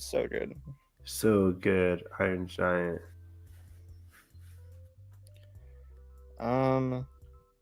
Yeah, I'm looking at the VHS for Iron Giant. I had it as a kid. So cool. Yeah, that movie was so good. 99. Yeah, we would move on. Okay, let's do TV. Big year for TV so far. And March really hit the strides of like a lot of these TV shows that were nearing the end of their seasons, that are picking up steam as they go on. Severance. Did Severance end in March? Right? This Severance month. Severance season 2, phenomenal. Loved it. Love Severance. It is. Have you both seen that? Yeah. It's quickly becoming one of my favorite shows ever. I'm a huge fan of all the characters. The world building is outstanding. Episode 7, Chikai Bardo, is a phenomenal piece of television directed by Jessica Lange. I forget her last name. But she was a cinematographer that became a director with this season of Severance season 2. And it was incredible. It was all Gemma focused. The storytelling, the emotional groundwork that was in there was just excellent. The character work is great. The storytelling is amazing. This season really, I think, season 1 was already a near perfect season of TV. I think season 2 is even stronger with certain episodes. Episodes 4, 6, 7. The finale is great. I just had a blast. This just really talked about the transcendence of love, the transcendence of the severance procedure, the lengths these characters are willing to go to find the inner truths of themselves. It was just excellent. The stuff with Dylan's character and what he's dealing with himself, and because in his outies, whatever. It's very, very interesting, very fascinating. Again, the whole concept about love. Yeah. Another thing that you see with that is with Mark, and again in his outies, like seeing a character that's severed have a conversation with himself, and the way that they do it, it's really fun. Really fun. Yeah, this show it's very fun and funny amidst all this like darkness. Like it has a dark comedy sci-fi vibe to it that's so perfect. Yeah, I don't know how I would describe season 2, but like it has a different vibe than season 1. I don't know how to pinpoint it For sure. exactly, but I think it works. It's really well done. I cannot wait to rewatch it because I feel like a lot of things are gonna connect more on the second rewatch. Yeah. But yeah, like I already becoming one of the best shows of the decade. I know some people were turned off by the transition from season 1 to season 2 because it's not just about our favorite characters in the hallways anymore. It expands upon that in an interesting way, and I was on board for that journey to go, bring a bigger scare whatever to this mystery. But some people weren't. But I was on board for it. I like the way they expanded upon everything, added a couple mysteries, and again, some of my friends were not happy that this finale didn't answer, certain questions, invited a lot more questions. There's another season though, right? But there's another season, exactly. It's TV, people. It is, exactly. I hate this argument where people expect everything to be wrapped up in the season, even though there's more coming. Like what? There's more coming, and I'm on board for the mystery. I trust Darren Erickson, and I trust Ben Stiller. And I'm on board with it. I thought performance-wise, Adam Scott was just outstanding this season. He's so freaking good this season. Britt Lauer, who plays Helly, and Helena, one of my favorite characters of the year. I was very surprised to get more of her character. So those two really, engrossed me. Of course, I love that relationship. John Turturro continued to make some great work this season. Episode 4, man. So good. So yeah, I'm Turturro's the best. Have you guys seen The Night of? So good. The Night of is amazing. So fucking good. Edgar, you haven't? Good. You need to do that. That's like one of the first HBO series I would remember falling in love with. Me too. It was recommended to me on HBO. So good, man. I watched that week to week. Like that's one of the most satisfying shit ever. So satisfying. So good. And that was like Riz Ahmed post night. Oh my god, dude. Riz Ahmed, John Turturro. Who else is in that? Bill Camp is great in that show. Yeah, that show is fucking great. Yeah, fucking great. But yeah, speaking of HBO though, The Pitt. Wait, before that, I will say, being on Twitter when Severance is airing but not watching it is a fascinating experience. That's hard. Is it hard? Like, what do you do? It's not hard. It's just weird seeing all these terms and all these out of context stills. I'm like, what is this fucking show? It's very hard to explain. Like, my dad's like, so what is Severance again? I'm like, it's this and that. It's like the March thing and the finale. Like, how do you explain what is this? I do want. My goal is to catch up before season 3 because I don't know why I'm not watching this. It's a great, fun show. Easy binge. Jalen binged it like a week before season 2 dropped, so he didn't have to wait 2 years. You'll have like 2 years, Josh, to fucking binge. Yeah, he'll be back in 2026 or 2027. So, but The Pitt, I have not started yet, and I will soon. I promise. Let me start with a question, Evan. Please. Who do you got? Adam Scott or Noah Wild? Why are you doing this? Okay, so Pedro. Nah, not happening. He's top 5. I think it's like. Is The Pitt actually like an Emmy contending show? Okay. Oh no, the only chance it has in winning is Noah Wiley. I think directing and writing goes to Severance. Drama goes to Severance because it has like the history. We know how Emmys go for. The Emmys go White Lotus though. No. Okay. No. Yeah, I don't. That was funny though. Not strong enough. Not strong enough. It would dominate the nominations though because it has White. But anyways, this I would have easily said Adam Scott. This last episode of The Pitt though. Is it over? Is The Pitt over? 2 more episodes. 2 more. Okay. I think. Yeah, there's 15 total. I know that. There's 15. I think we're on episode 3. Might be 3 episodes left. I'm not sure. 13, 14, 15. Anyways,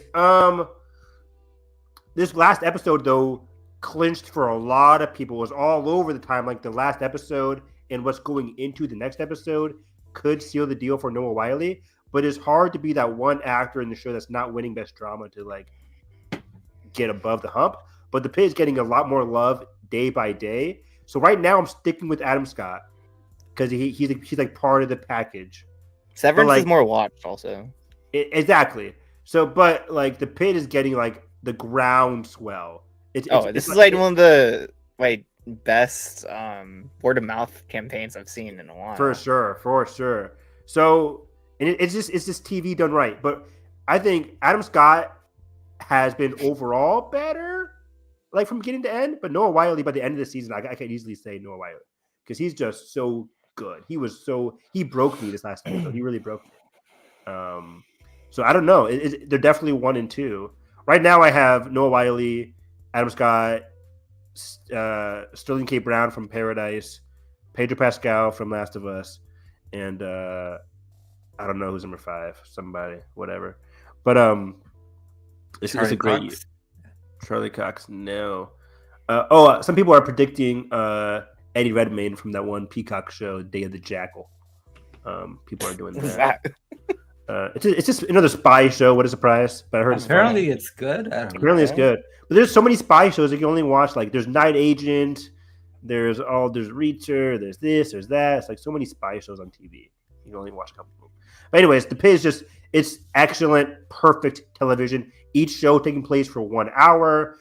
So many terms are flying through the whole season is like one shift, right? I know yes. that. Okay, yes. That's cool. So the first episode is like from 7 to 8, 8 to 9, and so on and so forth. The character relationships are very engaging. The trials and struggles that they're going through is very engaging. It's very funny. Like it's naturally funny. It's not a comedy at all, but it's just naturally funny with the crazy circumstances that they're going through. It's getting increasingly dramatic, both on an interpersonal level and with the character stakes, like what's happening at the hospital and what they're dealing with, getting even more dramatic. But they're handling it very well. I was initially nervous, like I don't want it to get too dramatic because the early episodes were sad and they were like depressing, but also uplifting. It had a good mix to it. But these recent episodes are just barreling down like the traumatic aspects of this hospital shift. But I think it's handling the trauma well, and how they're really connecting that with the character journeys that Noah's characters going through and other characters going through. There's a lot of characters that are easy to latch on to and gravitate to. It's really fun. It's not melodramatic. It's like very natural. Everything is completely natural. It just feels so lived in and so perfect. It's hard to describe. It's just so good. It's Dr. Whitaker might go. Whitaker is great. I'm a huge Langdon fan, of course. Somebody told me like this is like one of his first roles. I'm like, that's impossible. He's so good. Langdon is so good. So I'm just a fan of each and every cast member. They're so distinct, and they all have their own interpersonal character journeys that are very like so fun to follow. Like I'm on board with a lot of these characters. I cannot wait for season 2. This is just like 15 episodes, 45 to like 55-minute episodes. Like this is just what TV is all about. Like 15 episodes is exactly what they ordered for this type of show. Not a lot of other shows could do 15 episodes or feel too stretched out. There's season 2 starting this year also, right? Yeah, early, but hopefully by the end of this year, probably January at the latest. So that's cool. Very quick turnaround for 15 episodes of a very TV is back. High stress TV. I love it. It's awesome that we're getting short turnarounds for all these shows like this, The Bear. What else? That's it. So yeah, the Pitt one. I don't know. Not Hot D. House of the Dragon. Only Murders is fast. Yeah, that's every year also. Yeah. But yeah, the Pitt and Severance are the 2 best shows of the year, or two of my favorite shows of the year. There's another one. But yeah, White Lotus is also solid this season. Okay, let's talk about this. It's dragging in places, but it's a weird show. Like this is a weird season. I mean, it's a weird season where I like a lot of these characters. It's just that the storylines they're going through is dragging. I think the only fascinating groups of characters are the 3 women are fucking queens. The Republican, the actress, and very cool. And Emily Wood and her friend, I think they're interesting. And Walton Goggins is like, I love the Von Goggin stuff. I love the Von Goggin. This past stuff. episode is like, okay, yeah, I see what they're doing. Scott Glenn come out of nowhere. Yeah, Man, that was fun. But Harry Coon and Parker Posey, fucking Pete. Marazapane. Is she winning? Tsunami. I hope she gets nominated, man. She better get the fucking nom. I have her currently winning. Really? For comedy? Or Best for supporting actress in a drama. Between That's her not a and Carrie- dramatic performance. I mean, the show's dramatic though. So I would have between her and Carrie Coon. I love both of them this season. Carrie Coon is the more interesting storyline, but like Parker Posey's performance is more like funny and just interesting. Yeah. I mean, remember like what was last season, season 2? Who swept? Oh yeah, okay, that's right. Coolidge. She was the best supporting in a drama. Yeah. And she swept everything. So I think Carrie Coon and Parker Posey are just like killing. But I have Caitlin Deaver as a dark horse once we see season 2. Oh yeah, for sure. I don't know if she'll be in much of it though. That's the thing. True, exactly. That's why I have her like bottom tier. But either way, Parker Posey is just amazing. I'm just not vibing with my boy Harry Potter, Jason Isaacs. Really? Wants to kill himself every episode. He's not doing anything though. He's so exhausted. It's very repetitive. Very repetitive. Yeah, exactly. Just very repetitive. I'm like, what's going on here? We get it. You're sad. You fucked up your life. Right? It was fun in the onset where we're slowly discovering like what's happening to his company. But since he got the call, nothing has happened. Yeah. Like there's been no new developments. Done, but like that just disappeared. Yeah. So that part's weird. The K-pop star. His what? The security guard wants to fuck the K-pop star. Yeah. I mean, I like his character. His character's also just not my kind of character. Like that's a lot of characters for me this season. Yeah. There's like very like what are they? Yeah. What are we doing? I don't. The brothers. I don't care about that shit. I love the brother stuff. It's so good. Okay. I love it, guys. No, but I'm on board with it. It's weird as fuck, and I'm fully locked in. Target audience. I will say though, this last episode though, I thought they were going somewhere with him and the sister, but it went nowhere. So I'm like, what's happening? You want more? Yes! You fuck yes! You heard it here first. I agree with you. I thought they were going there, but I think they were. Though. She got creeped out. What I got was just like. No. Do you read that as her getting creeped out, or her like not wanting to stay there? I got it the instance that like she wants to get away from her entire family. She likes Lockie, but him coming with her is like, wait. She wants to have her own thing. Yes. Yeah. Not that she's creeped out. I think he wants what you're talking about, but yes. But she just like, I want to be alone. She didn't see what we saw, so she doesn't have like the creepy factor for her. He was definitely playing it like that though. I think so, a little bit, right? Because like I loved episode 5, right? The episode before this episode. What was episode 6?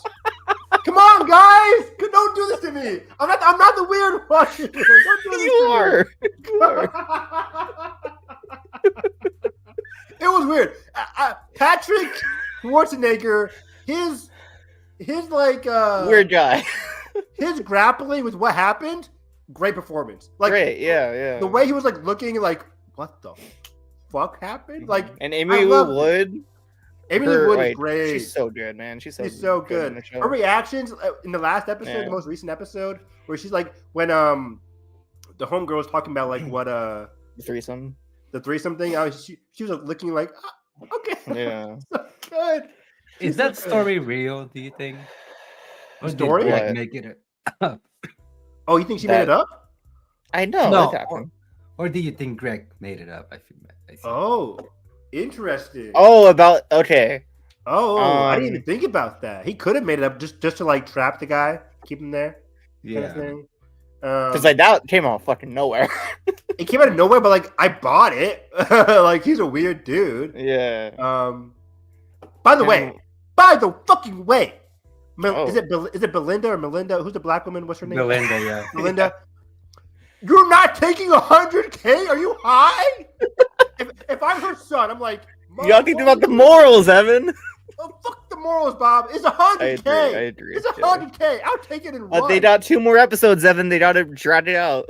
And she's wrong too. I'm like, you're wrong. Yeah. Which makes it all the more like upsetting. It's like we saw what Yeah, happened. that character I did not like.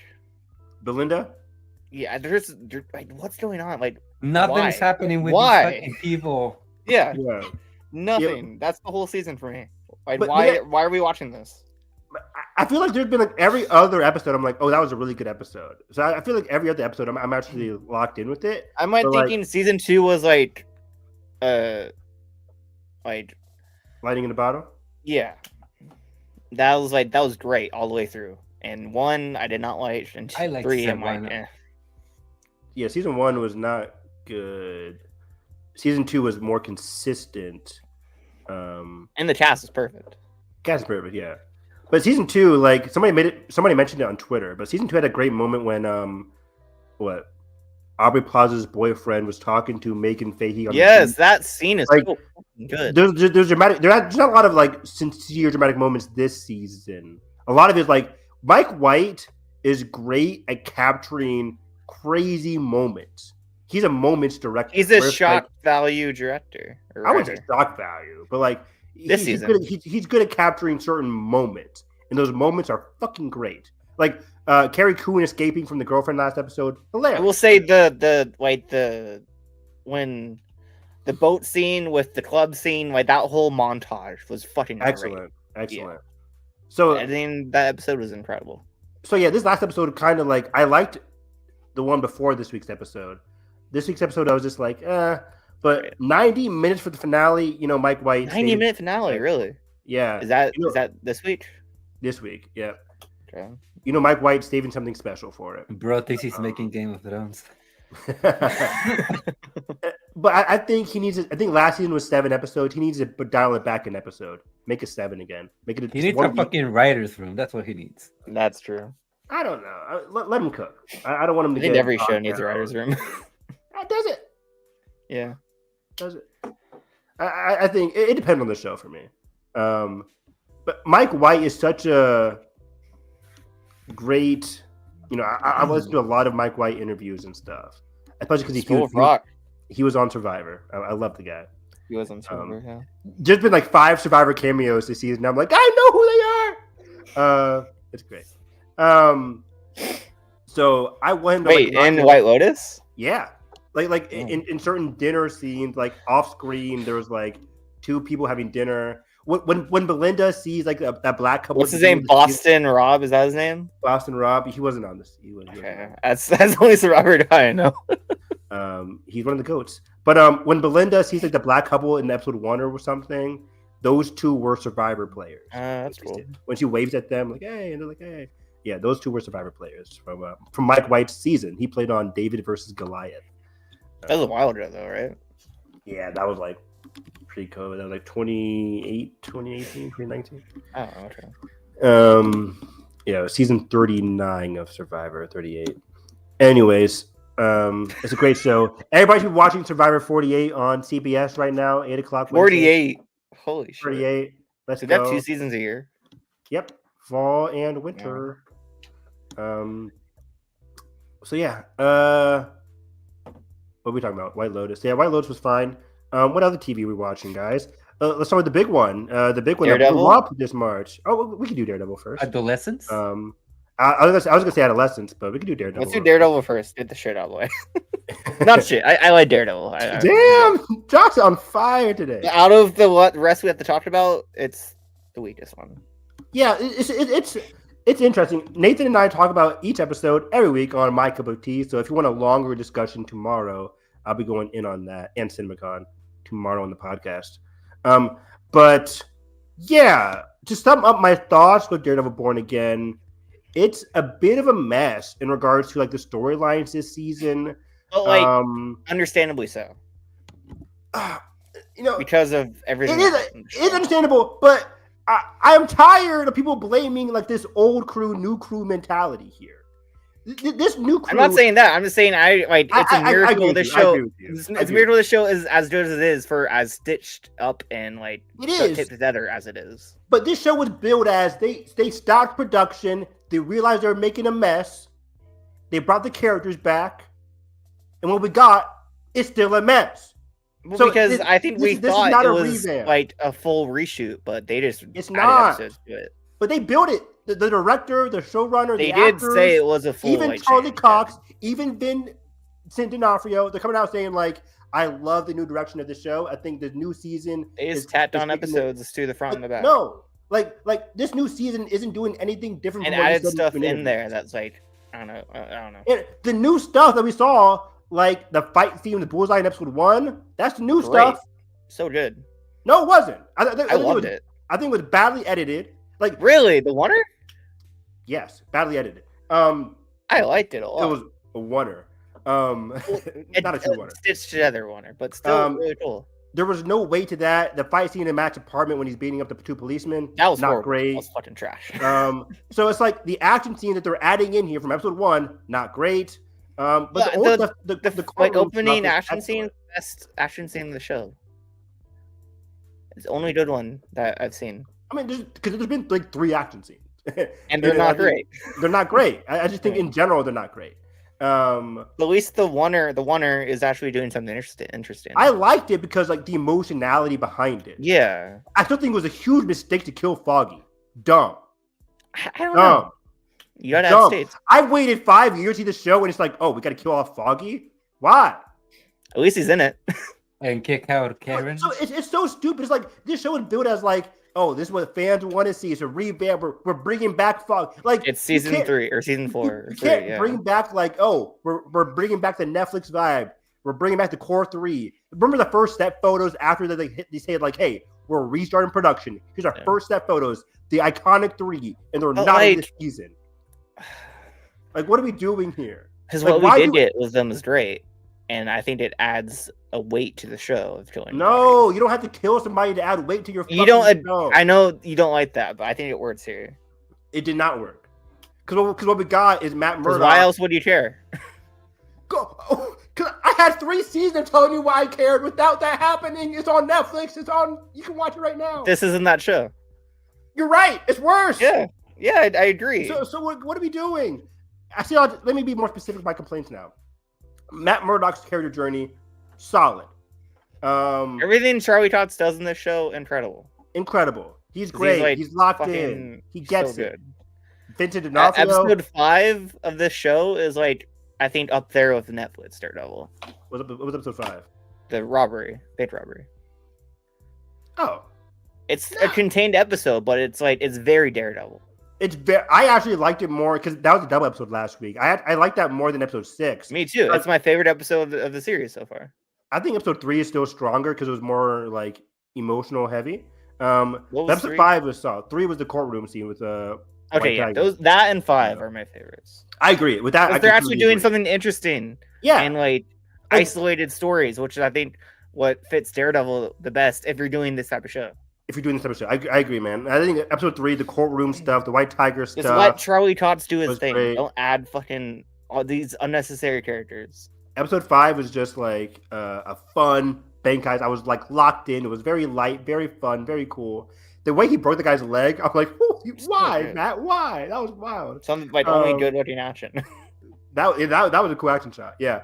Oh, and in the bank when he was like fighting the guy, but like grabbing the gun while like leg locking the guy. Awesome. But everything else. Vincent D'Onofrio and Vanessa's storyline. I talk about it every single week on My Cup of Tea. It makes no sense. It's aggravating. It's nonsensical. I wasn't there until this episode. The newest episode, I'm with you. Like, I don't understand why she put a hit on him out of nowhere. That came out of nowhere for me. But she didn't put out a hit on. She put a trap on Luca. It was just a trap for Luca. It wasn't fucking. It wasn't like.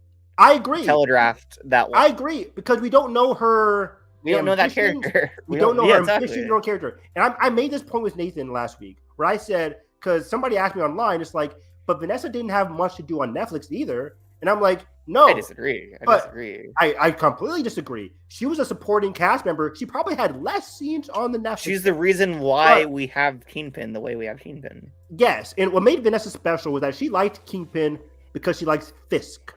She didn't care about the Kingpin part. She liked Fisk as a person. We understood her gravitation towards him. It's one more interesting dynamics of that show. Exactly. It's like such an interesting, simple dynamic. This season is like the whole Adam plot line. Dumb. The therapy scenes, great, but everything outside of there, predictable. I wanted more from the therapy scenes. Like yes, I was they're almost good. there, I think they were. I'm like, Vanessa, why are you upset at Fisk? Fisk, why are you upset at Vanessa? Because like, we don't know what happened. Like they assume that we know what happened without telling us what happened. Exactly. It just aggravated me. I'm with you, though. I wanted more therapy scenes to understand truly what she wants out of all this. Because this last episode, spoiler alert for yesterday's episode, but like, Luca's like, I liked it when you were in charge. And she gives him like this yes and no, like half smile kind of thing. I'm just like, is Luca right? I wish we saw what happened. I wish we saw what happened. I wish we knew what she wants. If you're going to showcase her this much, because again, I think she was on this season more than the Netflix show. Yeah, but that's not always a good thing. She was a little bit in the Netflix show, but whenever she was on screen, she elevated herself and Fisk's character journey staggeringly well. Like season 1, her journey with Fisk is the biggest part of that season. Vanessa in season 3 is like, and season 3, peak. Season 1 and season 3, peak Vanessa. That final scene between their confrontation and how her dynamic in that is just it's built so around good. This connection to Vanessa. It wouldn't work without Vanessa being such a strong character. This season, though, it's just like we're just arguing because we're upset of each other. We have a strange, but we don't know why they're upset at each other. Yeah. But anyways, so the Fisk stuff is like treading water. I initially liked. I did not like how I don't know if this is where you're going, but like, no, go ahead. Why try and make Fisk sympathetic? We know that's not the character. I didn't get that. How so? Like the show is trying to make us believe that he was a good guy that turned bad again when he was not that at all. He's always been bad. Yeah, I put back a little bit. I think the show's doing a decent job describing how it is not believable at all for me because some people like the younger generation, the Daniels of the generation, don't mind it. The older people, like the cop, the commissioner. That's just commentary on right now. We know how that situation works out in our real life. Yeah, so I think that works for here as well. Like, I don't think they sell it enough to the. Okay, here's what I'm trying to say. I don't think they sell it to the point where like. Because he's obviously bad. Like, how do people believe him? Kind of thing. Yeah. It is kind of. They're trying to make it Trump, but they're trying to make Trump sympathetic here. Trump was never like Trump is a bad guy, but like Trump was never like this big crime boss who was. But Trump was never for sane people. Trump was never a sympathetic figure that went bad. He's always been this person. Like Fisk was always bad. Like season 3 made it big. Exactly. Then the first few episodes of the show, they're trying to make Fisk as he changed and went bad when Matt went bad. When they did not have the same arc at all. Exactly. Yeah. They keep trying to combine these arcs of like it's like it makes no sense. Like, Matt, I believe, because even though we've seen it in season 3, it's happening again because of Foggy and him giving into the suit again is interesting. Fisk's demons it's always giving into his self, who he's always been. Like this wasn't a believable arc for me. No, his demons have always been there, and I do like in the latest episodes, like he's finally being like, well, being mayor is a selfish endeavor because even the British dude is also forgettable. They ask him like, what do you want out of being mayor? And he's like, is it for the people? And Fisk kind of like laughs, like it's not really for the people, it's for Fisk. I wish we got into it more, like the psychology of what Fisk is going through, like why he really wants to be mayor. But he's just doing a lot of these sus things. He's just using his political position to fulfill his evil ambitions, which is okay. I just want more stuff. They recently cast for season 2, I forget the actress, but like she's going to be a political rival to Fisk. With all this said, I think season 2 could be fucking great because it could be working not off of shitty material. It could be, but again, I'd push back and say the new material isn't that much better. I mean, we haven't seen the most of it yet, so we can't say. But yeah, so like But like Vanessa wasn't in the old material. Remember, she's new, and her stuff isn't great. Really? Remember they couldn't cast her. They couldn't get her in time for the old material. Yeah, didn't they like recast her or something? They like recast her, and then they kicked new actress out, and they brought her back in. So maybe that's why she's like. That's probably why, because she's just shoved in there. And yeah, the supporting characters are just not great. DB Ulrich, what are they doing there? That's weird. DB, I don't get Matt's it. You have so much girlfriend. potential for that character of like a descendant or like a niece of one of like the most beloved characters of the show. Yeah, and you're wasting her. You're not doing anything interesting with her. Matt's girlfriend, I feel nothing, guys. I feel nothing with Matt's girlfriend. Like it's not there at all. The whole Muse stuff. What happened? Oh, Muse is horrible. I don't know what why happened. Did that. Yeah, I took Taekwondo, but I get his ass kicked every time. What happened to that? Sorry, Edgar, for ranting about MCU. Sorry, again. I don't care. I haven't even seen the new episode, but sorry. I don't care. I do agree that it is pretty good, given that it's basically a Frankenstein. Yeah, I have a lot of complaints, but even like mid-tier Daredevil was like better some than of the best MCU shows we've seen. Yeah, exactly. Yeah. That said, it does like similar to like the White Lotus of like, okay, what are we doing here? Yes, both shows are meandering. White Lotus and Daredevil.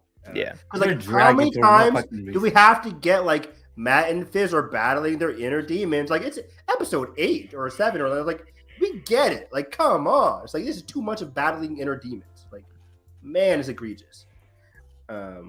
I think the closest that I've gotten to getting emotional with the show is that back and forth between Matt and Brian Castle. Yeah, which is new stuff. Because Punisher was not in the old. He was not in the old script. And kudos to them for being so fucking anti-cop with the show because right, like for an MCU project, for a Disney project to be this like ATAB is insane. Yeah, yeah. The cops are like Team Rocket on this show. I love that. They're like so bad. Yeah. There's a scene in this episode that just had me laughing at how like idiotic and like buffoonery the cops are. Yeah. But anyways, so yeah, this is it's like a solid like 6.5 kind of show. Now let's get to the 2 best shows of the year so far. Oh, there's 2 best ones, 2 more best ones besides Adolescence. What's the other one? The Studio. Oh, the Studio's excellent. Oh yeah. What's the third one? Righteous Gemstones. Oh yeah, I don't watch that show. I don't think that's for me. The comedy might not be like my taste. I haven't. It's really good. I might watch it though. Is there a lot of heart to it though? Is it just like weird comedy? Or...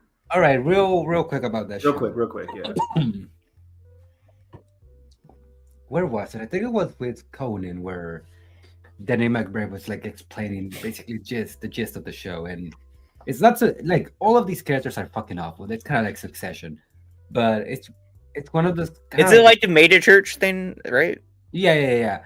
But like the thing about it is that it's kind of like The Simpsons, where like they're shitty people, kind of, but like they're still family and they very clearly care about one another. That's kind of like That's your read on The Simpsons. No. I mean, like, no, I mean that's how he explained it. I'm just using his words. Lisa Simpson is a horrible person. I feel like he meant it more like they're family. Yeah, like they're not perfect. That they're very messy. Okay, yeah. But like they're definitely shitty, like in the show.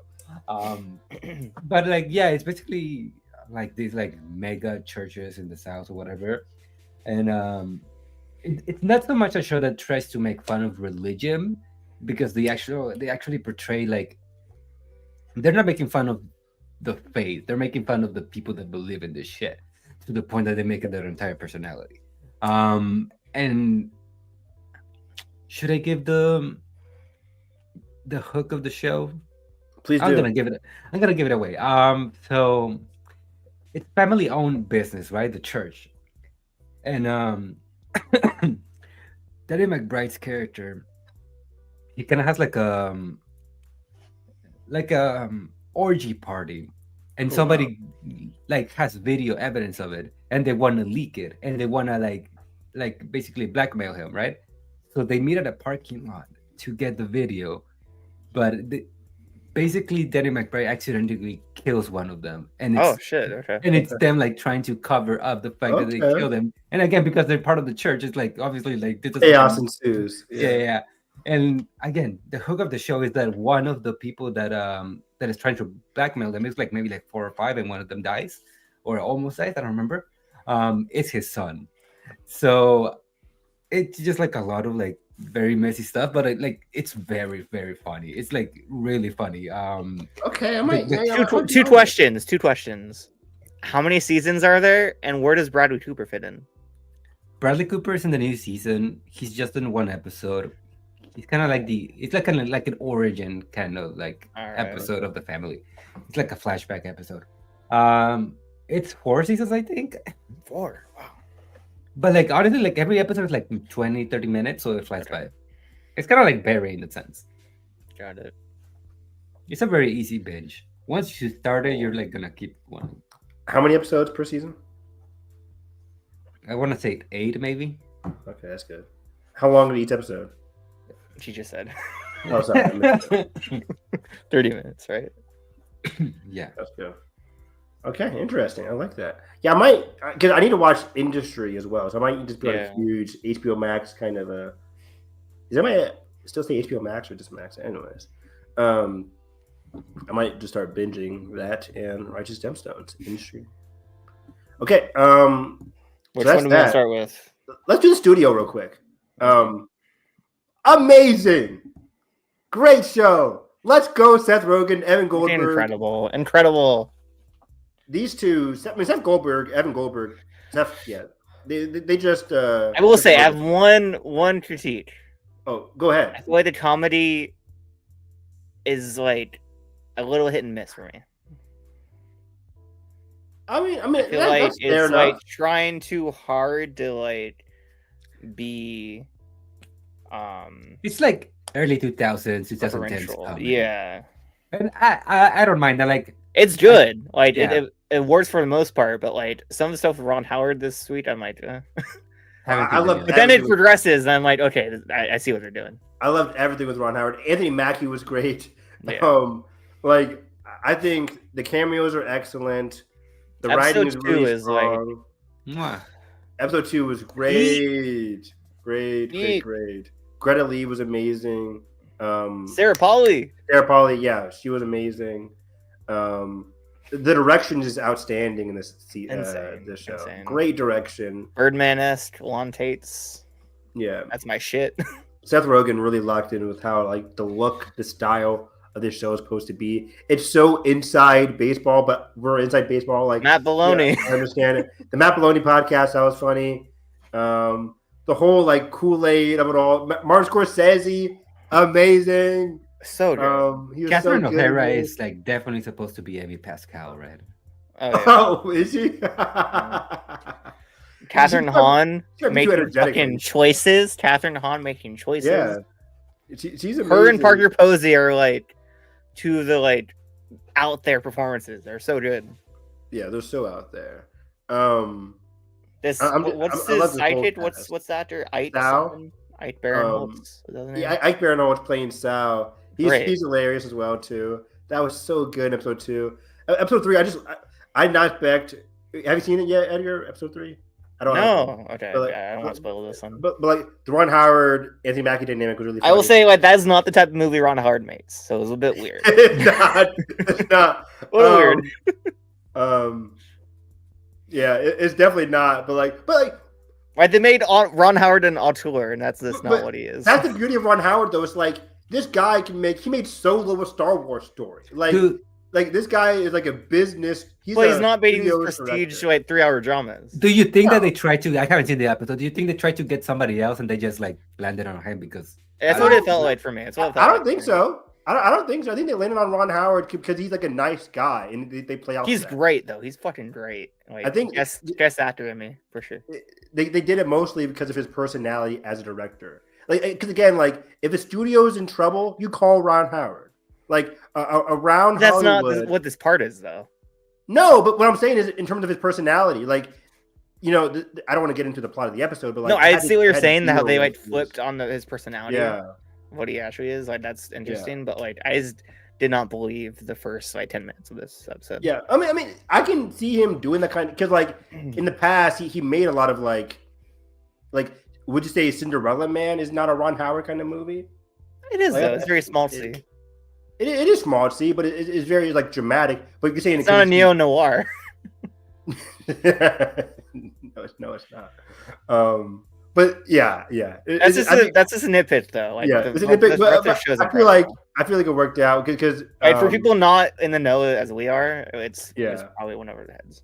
I think mainly because the action of it all was like, what? He's But anyways, but yeah, what they got with Martin Scorsese, to Sarah Polley, to Ron Howard, the cameos are great. They're fitting the style and the tone of the show so well. I'm just having fun constantly with every episode. Like I mentioned in our group chat, but like I love Curb Your Enthusiasm. It's my favorite comedy.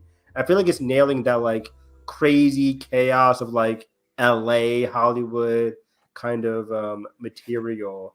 And I haven't seen Entourage, but I've heard it's like the modern day Entourage. Yeah, because like in Curb, and even in Curb or even Entourage, you have like in Entourage you have a group of four guys. Was Entourage also like Hollywood? It's more of a kind of like the. Did you watch it? Yeah, it's more because I used to love the USA channel. Entourage, Burn Notice. It's like, should I go back and watch Entourage? I don't know if we like it now in modern day. I don't think it holds up. What type of show is it?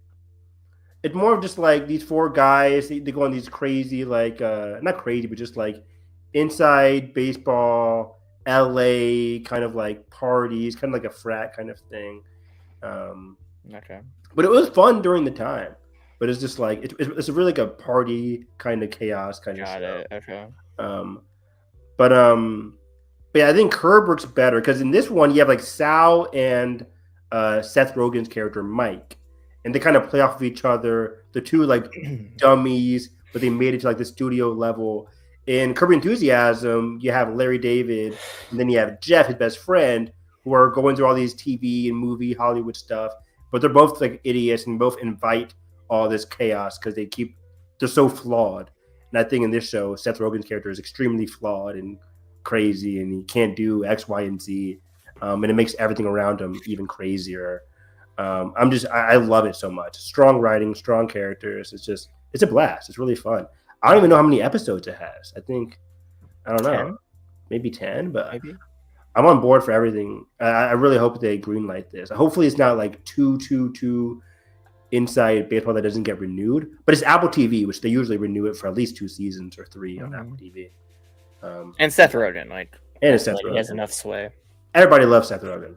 So, okay. So yeah, I wonder how the show's doing outside of like outer space. Exactly. Like I don't know the ratings. I don't know. Yeah. But Apple TV, keep it going, please, because it's one of their major comedies they have out now. Mm-hmm. The Lasso coming back. I know. Now I gotta finish season 3. I'm like, oh fuck. Good luck. So yeah, but yeah, let's end it off here. Let's talk about the first show ever that I saw before Evan. Shut the fuck up. Why did I watch it when it came out? I think what was I doing? My professor told me about the show and told me to watch it. I'm like, he showed us the opening scene. I'm like, oh, holy shit, I do need to watch this. Wow. W professor. And I binged it in one sitting, and was a wreck for a day. It was okay. We're talking about Adolescence on Netflix. Yeah, Adolescence on Netflix. This is incredible. This is great. This is the best show of the year. Severance. Yeah, it's hard. This is a limited series. It's so hard. It's okay. It's actually I won't say that because Holland Harper. Yeah. No distribution yet. That's wild. What's going on? Insane. What's going on? You're getting me nervous there, Holland Harper. Adolescence, we're doomed. Yeah. But I watched episode 1, then I watched something else for a day, and then I binged 2, 3, and 4. Heavy watch. This is a heavy man. It's fucking incredible. The end episode of 1, I'm just like, fuck, fucking groundbreaking. It's all the adjectives. Yeah, what's special about this show is like, we've seen a lot of wonders in our film TV experience, but like Not like this. Not like this. Not like us. They really this is one of the most engrossing, immersive shows. It's not just I've a ever gimmick seen. too. It actually like benefits what they're trying to do with the show. Exactly. It elevates the unique perspectives that we're seeing in each episode. And then the acting, the way the camera like really hones in on Episode the 3, performances. fucking, oh my god, dude. Great. Erin Dougherty, right? Is that her name? Yeah, she was excellent. Owen the kid. His first ever performance is that episode. Wowzers. Insane. Wowzers. Insane. That just two actors just back to back to each other, just so good. But what I love about this show, because again, the technicality is what really impresses you. It's what really The writing is so strong. The writing is so strong. The writing will really episode 4, dude. Episode 4, I think devastating. I think I like it more than most people. Where I think that was my favorite episode. Episode 4. I think it just ends the series off unique. It's so interesting on a perfect note, which is rare for a limited series, rare for a show. But like it ended off on a very family. I don't even know how to describe it. Like the family trauma, the family struggle. Here's a quote that like really got me. How did we make her? Same way we made him. Oof. Oh. No words. That's great. Even though, like, obviously we know that the kid did what he did, is Stephen Graham's the character Dad of the Year up there? Dad of the Year. Dad of the Year. Him or Performance President of the Year. Him or the guy from President. Yes. Oh, Mark Ruffalo. You know, Howard Harper. Oh, he's up there too. He's not a good dad though. Not a good dad. but I like the performance. But yeah, new category for our awards, Dad of the Year. Yeah, that would be amazing. We should. Sad Dad of the Year, Mark Ruffalo. Paul Rudd, worst Dad of the Year. That's a unicorn. But man, Stephen Graham, woo! Episode 4. I'm just got like the Emmy on lock. I know it's funny because Colin was like killing it on a run there with SAG. And that's not a limited series, though, is it? Penguin was, yeah. It's still built as a limited series. Isn't there a season 2? I mean, yeah. White Lotus season 1 was a limited series. That's right.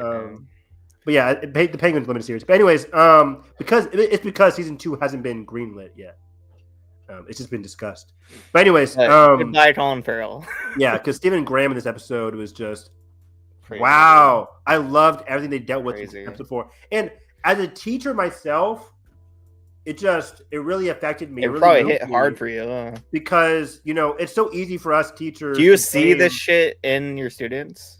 Oh, not Not to to this the degree, but like, but school is chaos. Episode 2, I'm like, yeah, that's my school, all right? yeah. And then it's like, But like, sus let's mode. get serious Yeah. for a second. Do you see like this level of like, Toxic masculinity. yeah, No. No, like they're not like not to that degree. None of my students are big. Like I don't even know if they know who Andrew Tate is.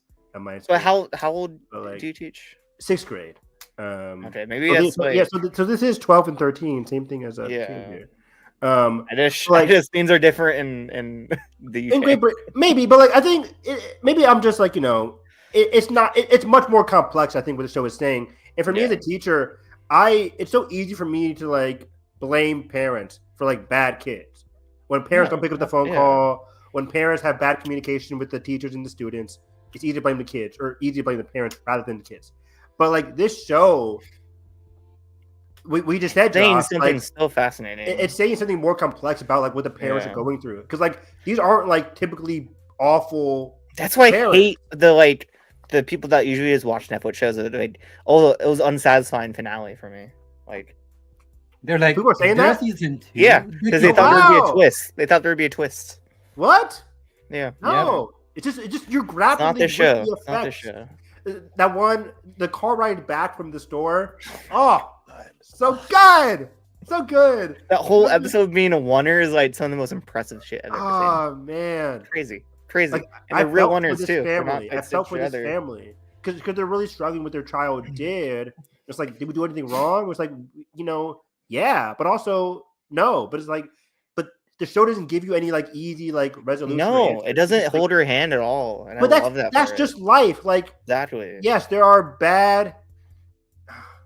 Even the kid Owen, like, is he without It's not. hope? There's no fault Like, and everyone's fault at the same time. That's just how life it is. Yeah. Yeah, it's so interesting. Like, is this kid the spawn of the devil? Maybe, but like, we also have to talk about the victim too, right? So it's just like, it's so. And we have to talk about how the internet is like, the internet's effect on this next generation is a huge thing in the show. Huge thing. And it's like in real life too. Like, it's dangerous. We've seen it on like social media alone, like Andrew Tate, the whole thing, the whole subset of like Joe Rogan, alpha male, and like all that shit. Yeah, it's ruining some of these men's lives. I mean, just look at the fucking presidential run that we just had last year. Yeah, it's permeating people our age and even older, right? So, my way older than us.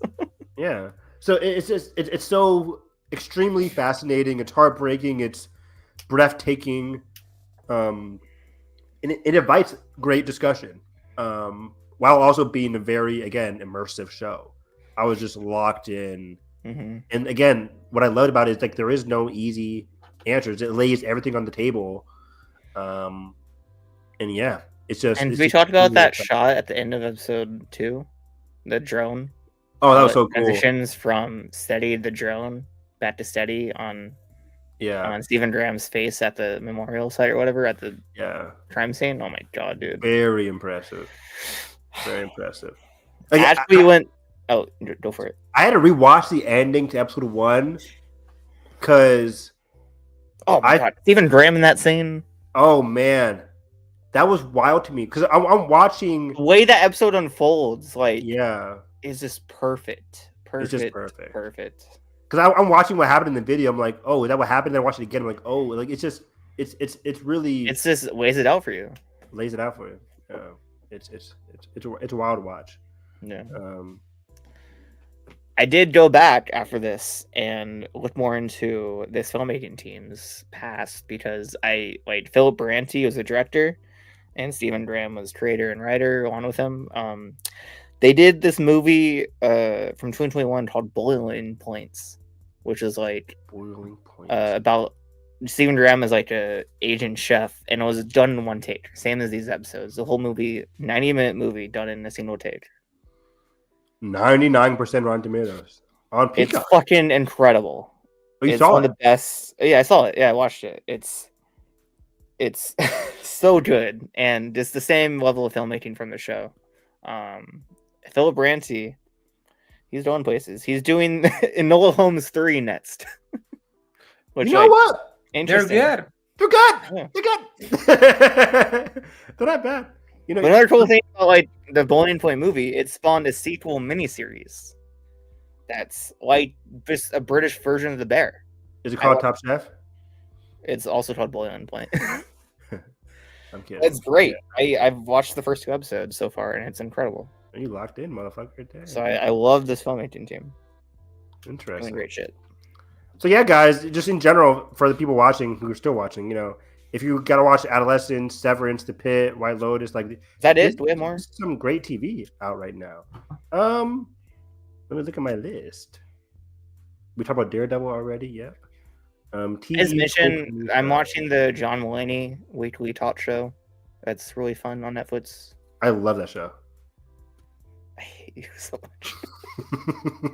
I'm gonna watch it with John Mulaney. What? Don't slander the man.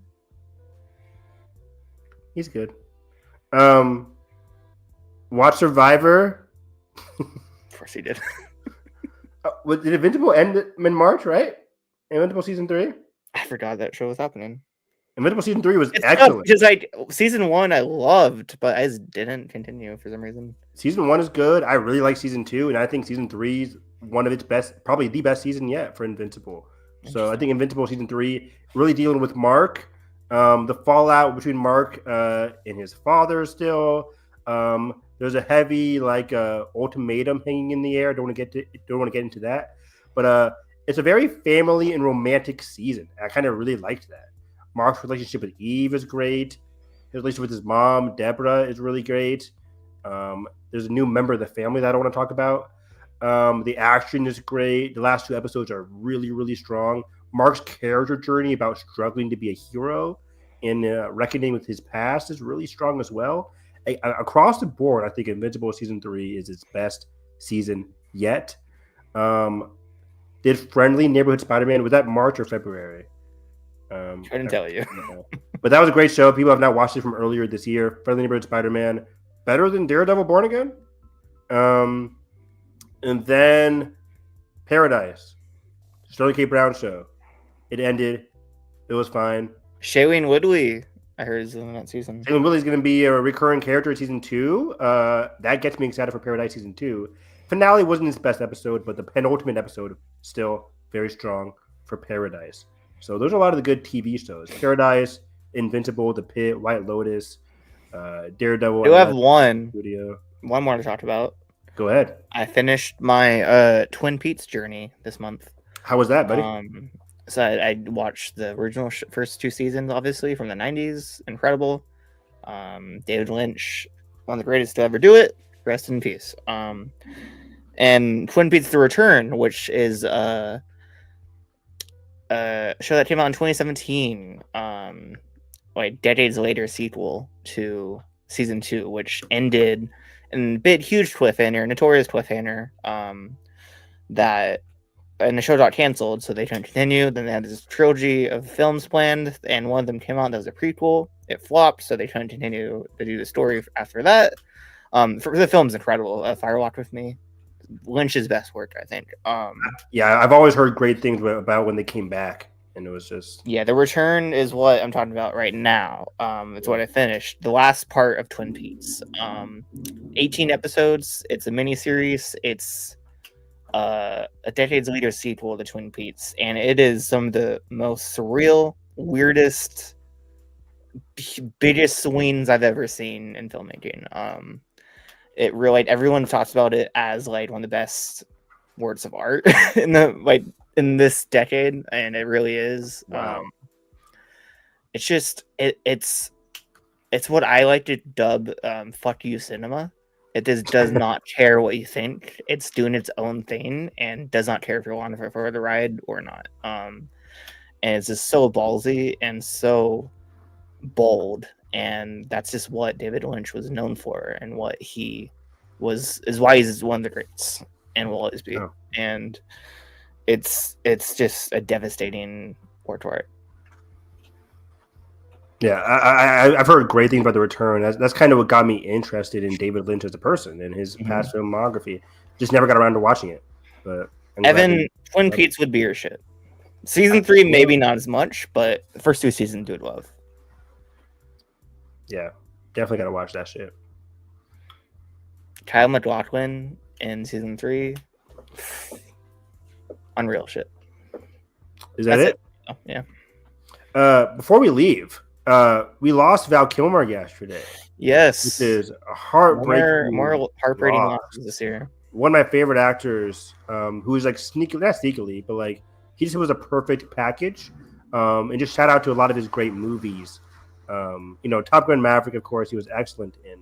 But like The Heat is one of my all-time favorite movies, period.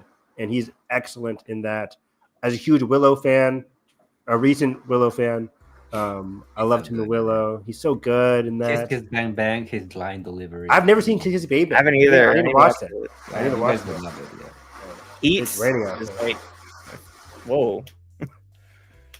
But Heat's probably my favorite performance of his. The scene at the end between him and the woman, I forgot whose actress is, but where she like brushes on the pool. Amazing. And then he's great in Prince of Egypt as well. Iconic movie where he plays Moses. So yeah. Batman Forever, probably my favorite of those movies. I would agree. I think it's better than Batman and Robin. Easily, yeah. Then Top Gun Maverick, obviously. And the original Top Gun. Yeah. Yeah, Iceman. All right. Anything else we want to add? No, that's That's about it. So yeah, April, when we come back, Last of Us. We have Last of Us stuff coming up. Last of Us season 2 and less than Rehearsal, baby. I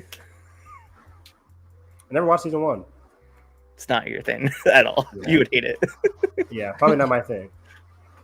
Yeah. All right, Evan, if you can, amongst the rain. Yeah. It is storming outside. It's coming on crazy. Find me on Twitter, Harris EV9. I cannot wait for The Last of Us season 2. I'm so excited. But yeah, we're watching everything that we talked about. So we're watching Daredevil. Nathan and I are going to be talking about CinemaCon week on Michael T tomorrow. And yeah, there's a lot of. What's the most interesting thing, in your opinion, that's come out from CinemaCon? Beyond the Spider-Verse, no question asked. Aside from that. Okay, fine. I don't know actually. I don't know. I'm blanking because there's been so much stuff. It's How to Train Your Dragon. What? 2? I did not know they were doing a trilogy. That represses me. You know, why not? I guess. There are 3 movies I think in mind. But you know, the John Wick Kane movie that seemed very interesting. He's directing it, yeah. Donnie Yen directing seemed very cool. There's been some other stuff, but there's been so much news. It's hard to think off the top of my head. But yeah, I think Sony and Lionsgate had some good stuff. The Hunger Games movie seems, predictably fun. WB kind of dropped the ball. Not a lot of interesting stuff from that panel yesterday. The Bride, yeah. The New Line stuff, like The Bride. There was some other New Line stuff that had me interested. That's about it. But so we'll see what Disney has tomorrow. Probably some more Star Wars and Marvel stuff. But yeah, so we're talking about Avatar 2. Yep, true. Why are these trailers releasing on like, at least there's usually like at least a couple that release publicly. I usually think there's like none. So hey, you got Five Nights at Freddy's, so yeah, let's go. Oh boy. So yeah, me and Nathan talking about everything from CinemaCon week and Daredevil Born Again tomorrow. So tune in there. Harris EV9. You'd find me at Josh D. Woodbury on Twitter, and you find that's it, Edgar. And you can find me at DG or TG on all social medias, the Cinema Spot, the weekly reviews, so my brain work is right there. And you can find this podcast at WHFG Podcast. And next time, I don't know. We'll see. We were talking before you joined, maybe The Last of Us season 2 thing or part 2 thing next week, but we'll see. Okay. Yeah. I mean, it would be fun to do like the same thing as House of the Dragon. We did for part 1, yeah. Yeah, the weekly thing, but I don't know if that's gonna work. Okay. But yeah. Yeah. All right. See you later. Let's all go to the lobby. Let's all go to the lobby. Let's all go to the lobby to get ourselves a treat. Let's all go to the lobby to get ourselves a treat. From Pitt to the